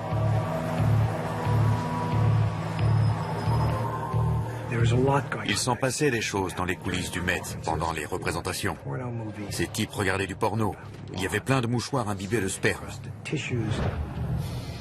Il y avait aussi de la cocaïne et de la marijuana. C'était un groupe hétérogène. D'un côté, il y avait les employés modèles qui étaient très compétents. De l'autre, il y avait des types qui buvaient beaucoup et prenaient de la drogue. Après avoir passé en revue des centaines d'employés, les enquêteurs n'ont toujours aucune piste sérieuse. Ils se tournent à nouveau vers leur témoin le plus fiable, Laura Cutler, et décident de changer de méthode. Ils pensent qu'en l'hypnotisant, elle pourra revivre sa rencontre avec Hélène.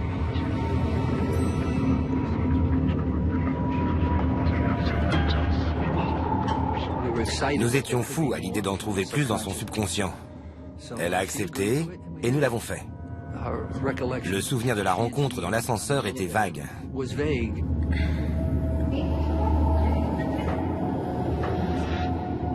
Je pense qu'il a une moustache. C'était frustrant. Je ne me souvenais pas de lui. Ce n'était qu'une image floue. J'étais sûre qu'il était blanc. Il n'était pas très grand. Il était un peu plus grand que moi. Il avait les cheveux rebelles. Ils étaient ébouriffés. Pas vraiment nets.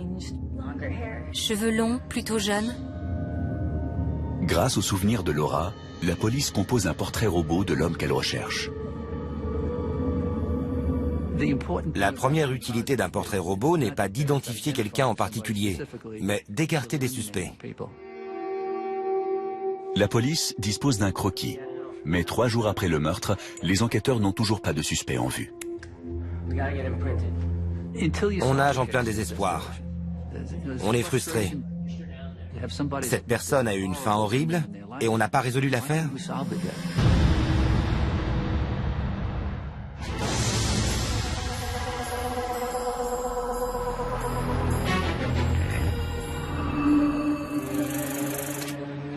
Dix jours après le meurtre d'Hélène Agnès au Met, les résultats du laboratoire tombent. Des traces retrouvées sur le corps de la jeune femme pourraient révéler l'identité du fantôme du Met.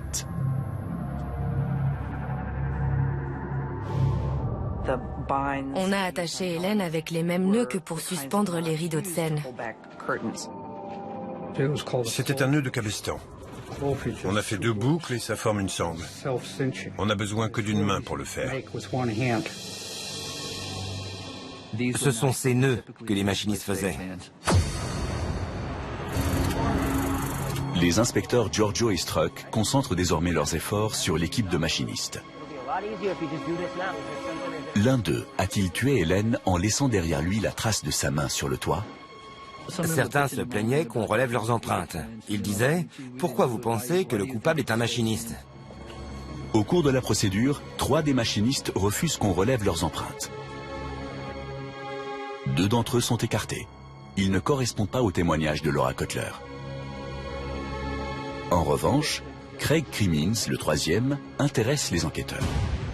Craig avait refusé de donner ses empreintes. Il n'était pas le seul. Beaucoup de gens dans cette situation agissent comme des coupables, même quand ils ne le sont pas. Mais Crimmins ressemble à l'homme décrit par Laura Cutler. Est-ce l'inconnu de l'ascenseur?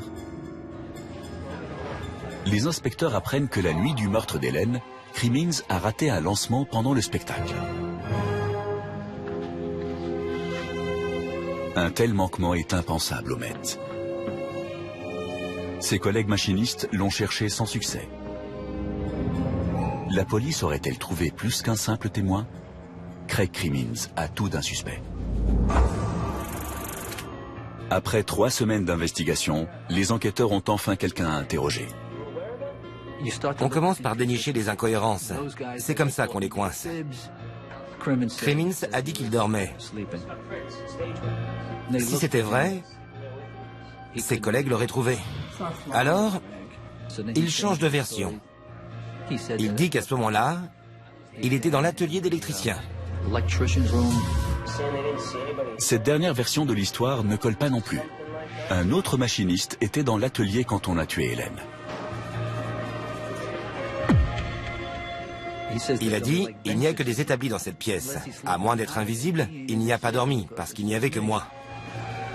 Si Crimmins n'était pas dans l'atelier, où se trouvait-il au moment du meurtre? Il a dit, je me suis peut-être baladé sur le toit pour prendre le soleil.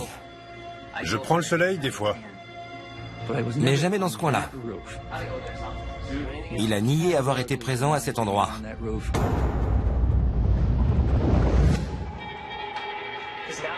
Les enquêteurs poussent Crimmins à leur donner l'empreinte de sa main. Il accepte à contre-cœur.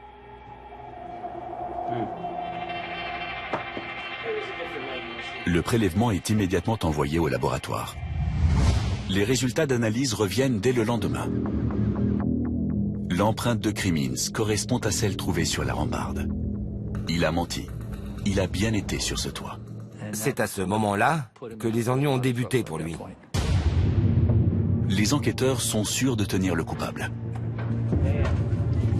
Ils pressent le procureur de lancer les poursuites, mais dans cette affaire très médiatisée, ce dernier n'a pas le droit à l'erreur. Il refuse, car les preuves sont insuffisantes pour inculper Crimmins du meurtre. Les incohérences dans sa déclaration ne constituent pas une preuve directe. On pouvait l'arrêter sans problème. Mais cela aurait-il suffi pendant le procès? On n'était vraiment pas sûr de gagner.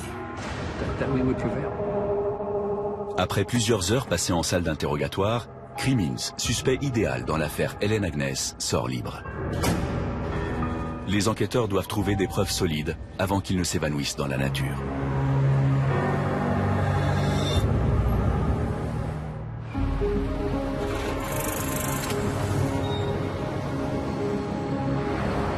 Nous sommes un mois après le meurtre d'Hélène Agnès au Met. La police new-yorkaise ne parvient toujours pas à clore l'enquête. Craig Crimmins a beau s'embourber dans ses mensonges, les inspecteurs Giorgio et Struck ne peuvent le lier de façon probante au meurtre.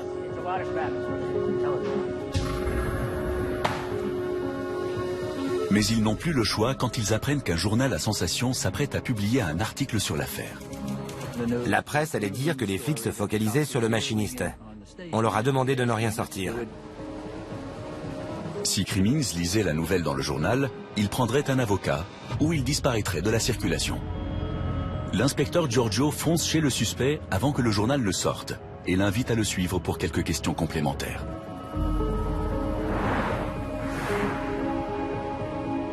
Il accepte. Il est alors conduit au commissariat.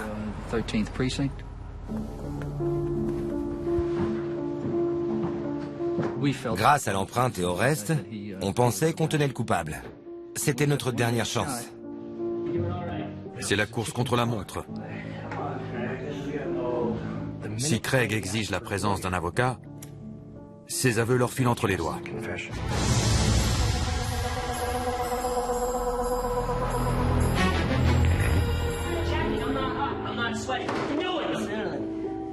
Struck et Giorgio questionnent Crimmins durant 5 heures. Pendant l'interrogatoire, Giorgio joue au gentil flic et Struck au méchant flic. Notre affaire n'allait pas bien, alors il nous fallait des aveux. On s'est étendu sur toutes ces incohérences. On y est allé en force en lui disant « On sait ce que tu as fait ».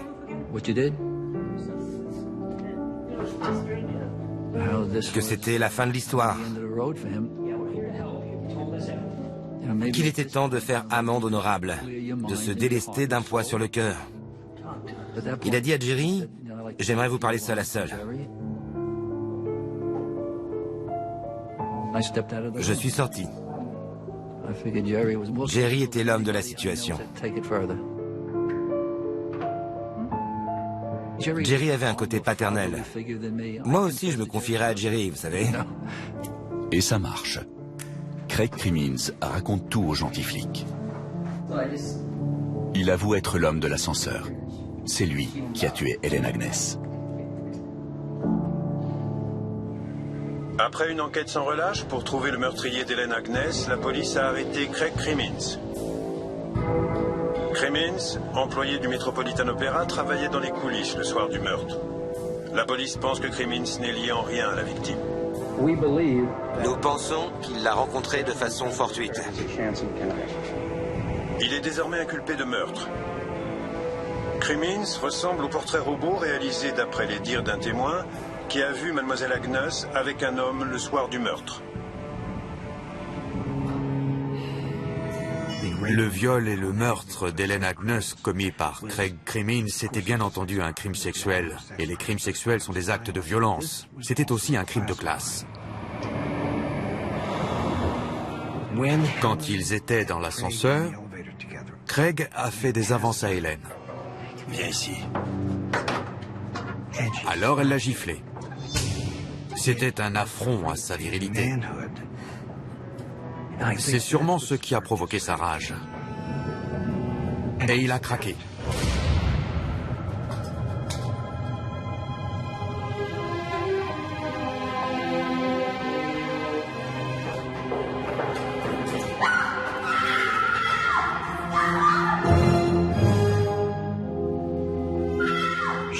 Elle entendait le public. Elle entendait la musique.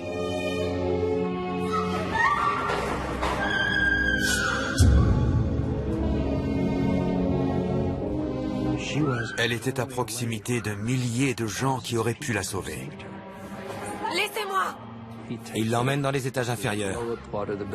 Aidez-moi!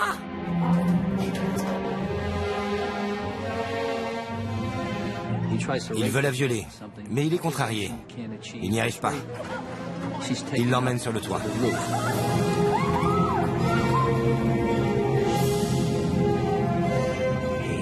Il la déshabille. Il dit n'avoir jamais eu l'intention de la tuer. Il la ligote sur le toit. Mais elle ne se laisse pas faire et elle se débat.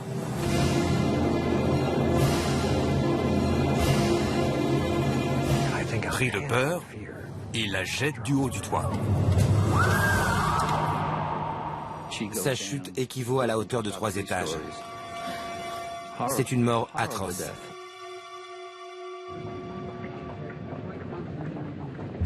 Le procès de Craig Crimmins commence 9 mois après le meurtre d'Hélène.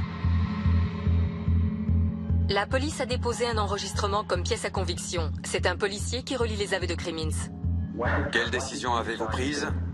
Réponse, j'ai décidé de partir.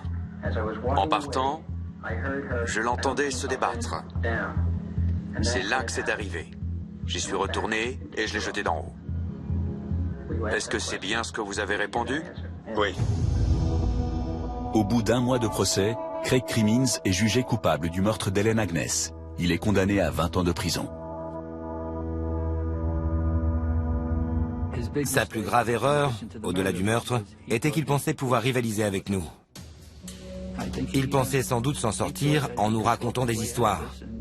C'est pour ça qu'il n'a jamais demandé d'assistance juridique. Il pensait pouvoir tout régler tout seul. C'était encore plus affreux de constater qu'il n'avait aucune raison de le faire. Il y a beaucoup de morts absurdes, mais celle-là était si brutale et tout ça pour rien. Plus de 30 ans ont passé depuis le meurtre d'Hélène. Mais les blessures de Janice Mintix ne se sont jamais refermées. Je l'aimais. Elle me manque. Elle était adorable. Elle rendait plus belle et plus joyeuse la vie de tout le monde. Elle était gentille et sincère. C'est dur. Elle devrait être parmi nous.